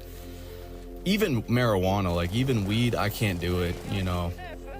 I just can't be around it, you know, unfortunately. But like, I mean, I know like people like smoke weed all the time now. It's like legal everywhere pretty much almost, but I don't fuck with it. I don't find it like appealing in any way. And the people that I've been around that smoked weed were just like ultimately like brain dead, you know, just like completely just brain shot out of their head. Just like, what did you say, bro? Oh, bro, wait, oh, bro, I'm so slumped right now, bro. Oh, I can't move, bro. This indica's fucking my head. Oh, you know, like I just, I mean, it could be worse, right? It could be worse, you know, because at least they like leave you alone. They're just like eating food, like they get the fucking munchies. They're just like eating food, playing like video games. What a boring life, you know? Like, it's just, I swear, like most young guys do this all the time. Like, I wouldn't be surprised if like, you know, half my audience smokes fucking weed, you know? And it's not really, it's just your cope too. It's not even like it's not even like your fault necessarily. I mean, when you don't have like a support system and people don't give a shit about you and care about you, you kind of just turn to like artificial shit like video games and fucking drugs anyway. You know, that's just kind of how it goes, you know, and people think like, they get it mixed up and confused, like, oh, that's the reason why you're by yourself. It's like, no, that's a result of being by yourself, you know, the weed smoking and just constant video game playing, you know? Like, I haven't played video games in like easily over a year, and I don't really care about it. It's not something that like I would, because I thought about getting the Soytendo Switch, but it looks like fucking shit, you know? I just don't even, I never really liked Nintendo anyway, but yeah, there's just a no real loss. Like there's really been no real loss of living in my car at all. You know, I get to get away from like, you know, my old life. I don't have to deal with like any of those people ever again, pretty much. I'm trying to be more financially stable. The only thing is, yeah, like I don't know, I would have to even like learn like what the fuck to like do to get an apartment, you know, because I didn't learn anything, you know. I even remember like one of the last things, like, you know, because this is the thing, like my family wouldn't want me, you know, my friends, like they're financially fucked too, you know. I mean, they make like really poor financial decisions as it is. Like, you guys notice like the people who like flex like their money and shit, like yeah, bro, I got so much money, bro. They're always like the poorest people you'll ever come across. Like, you guys ever notice that? Like, you know, my old friend, I used to call him my wingman. I don't even know, like, I'll never talk to that guy again. I wouldn't be surprised if, like, he doesn't think about me at all, because, like, he has his own life and everything like that. But, like, he was so financially dog shit with his money. His parents were really rich. His dad was a doctor, like a fucking brain surgeon, literally. His mom was, like, a high-ranking nurse, and they made so much fucking money. And, like, I just remember, like, this was maybe last June. He had me go to his house to get, because he was getting a new car, right? And he was like always complaining about how like, it's like, bro, I got no money, bro. And he was like one of those people like where I've met these people before too. Like, I even remember like my clubbing experience, which I'll talk about that one day, like for sure, like how fucking brutal that was. Like the first time I went clubbing, I remember I stepped on this guy's shoes by an accident. Like it was I forgot what shoes they were. They were like some Gucci, some like really white sneaker, and some drunk guy like pushed me into him and I stepped on his shoe. And the guy got like so triggered, like his shit didn't stink. Like he was wearing like this like fucking chains and all that crap. He's like, bro, you know, step on my shoes, bro. He's like, you know how much these cost? I could buy your whole fit with this times 10. He's like, you better clean this up, bitch. You better clean this up, bitch. And like, as I was about to clean it up, like I was about to get a fucking towel and wipe him off, my friend almost fucking beat the fucking shit out of this guy. And I was like, no, we got, like, I don't want to, like I said, I hate conflict. I just fucking can't stand that shit. But the guy was just a dick, you know, all because like, oh, my Gucci shoes, my Gucci clothes. And he was like, maybe like 5'7". No Gucci clothes for your height, dude. You could wear as much Gucci as you want. It won't make you taller, dipshit. And he had like this annoying ass haircut too. It was like sort of like a high bowl cut, like something like literal Lloyd Christmas off of Dumb and Dumber, you know, with these chains. Like, yeah, bitch, step on my shoes, bitch. You need to clean them up, bitch. I'll buy your family, bro. I'll buy whatever, bitch. Like, God, I can't. Materialistic people like that, like, piss me off. Same thing when I was gonna say, so, I got off track. So, yeah, my fucking friend, you know, my quote-unquote, you know, wingman, this motherfucker, so I drive to his house. He's like, I'll give you $50 if you just bring me the paperwork. He didn't give it to me, by the way. I didn't even care about it or mention it. But it was like, this was like, yeah, maybe like June, and I, you know, got the paperwork from his mom, drove to the dealership. This motherfucker buys a Dodge Challenger, right? The nice car, by the way, looks really cool. But he was I was sitting there for hours with him, like, just because I wanted to see how it turned out, like what car he was getting, and he's just trying to talk this guy down with like the money. He's like, I can't. And he ended up taking out a loan to like, you know, pay for the fucking car, because his parents helped him out a little tiny bit with it. He wasted his whole fucking paycheck, all that shit on this car, takes out a loan, and I'm just thinking in my head, I'm like, do you really need this car? Like, do you really need this? You know, like, do you really need this car? I mean, it looks cool, but like, as long as, to me, like I said, I'm not a materialistic person. I don't care about what I wear and what the fuck, like, items I have. Like, I travel really light.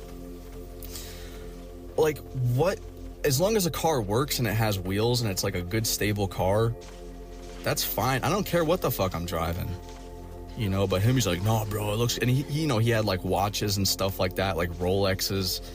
Like, every paycheck he got, it would just go straight to some, instead of saving it, it would go to like the stupidest shit, man. Oh my God.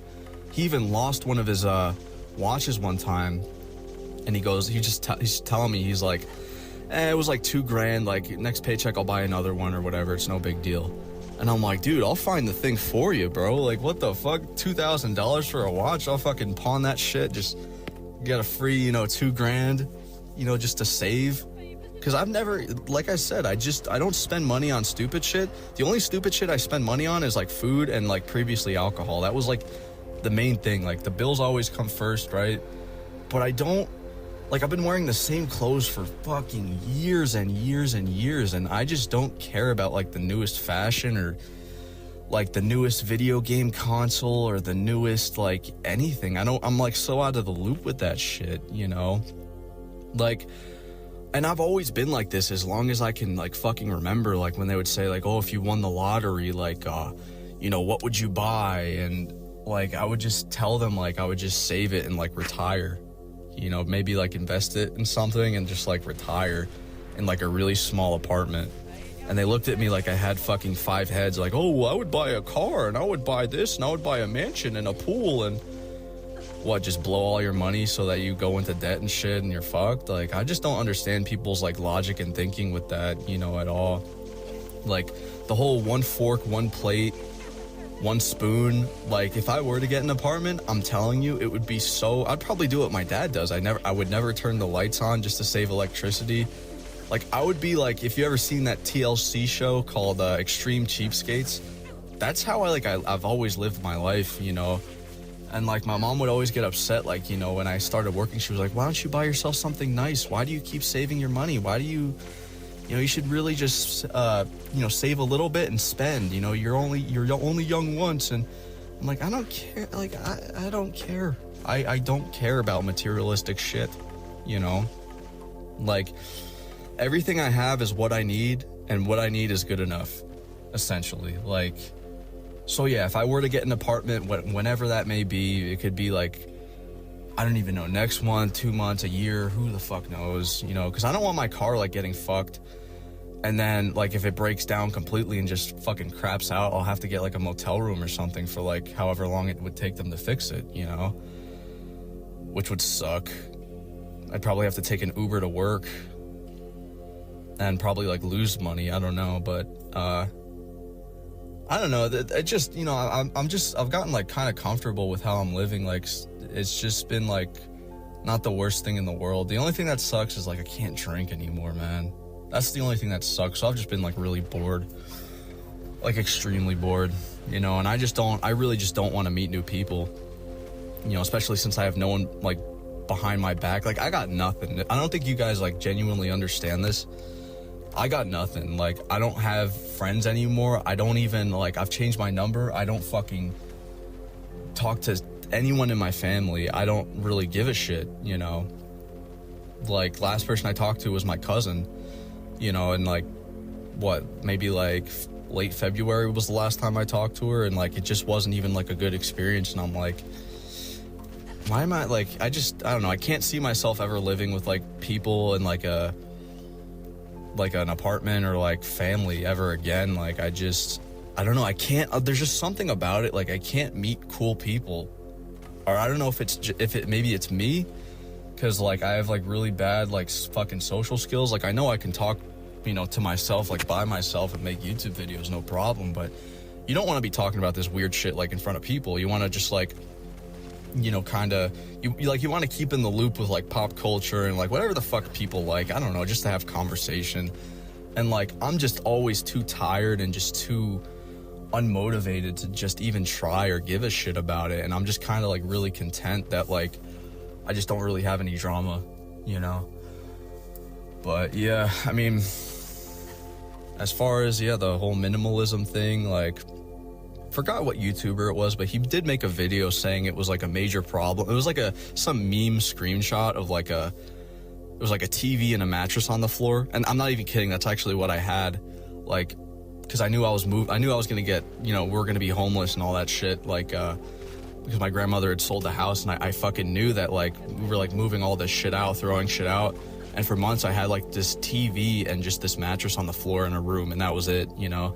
And this guy saying, like, you know, it's such a big problem for modern consumers, and young men aren't buying stuff anymore, and shit like that, and it's like, okay. I mean, I don't know, I just, again, I don't see a point, you know, to, like, buy new clothes, unless they're, like, completely falling apart, you know? Like, then that's, you know, then you'd have to, you know, because now it really consists of me just wearing, like, blue jeans, Timberlands, and, like, either a white or black plain shirt, you know? Like, I kind of got rid of, like, all, like, stuff with, like, logos on it and stuff. I just really just wear, like, you can buy them in bulk, just, like, black and white shirts at, like, Walmart for, like, pretty cheap, and I just wear those. Like, there's just really no, I don't care, you know? I'll wear, like, the same pants, and that's the thing that's a pain in the fucking ass, too, like, having to go to, like a laundromat. Like, I'm so lazy with it nowadays, too, that, like, I'll wear, like, the same shirts, like, I'll cycle through the same shirts without washing them for, like, a month, you know, and pants. The pants are the worst, because, like, I always, like, sleep with them on for, like, days. But then, like, yeah, usually, like, at the end of the month, I'll just go to, like, a laundromat and just, like, sit there for, like, a few hours while it's done, you know? Most of those are, like, sketchy as fuck, too. Like, I feel like most laundromats are, like, kind of sketchy, but, yeah, you know, I guess that's pretty much it for now.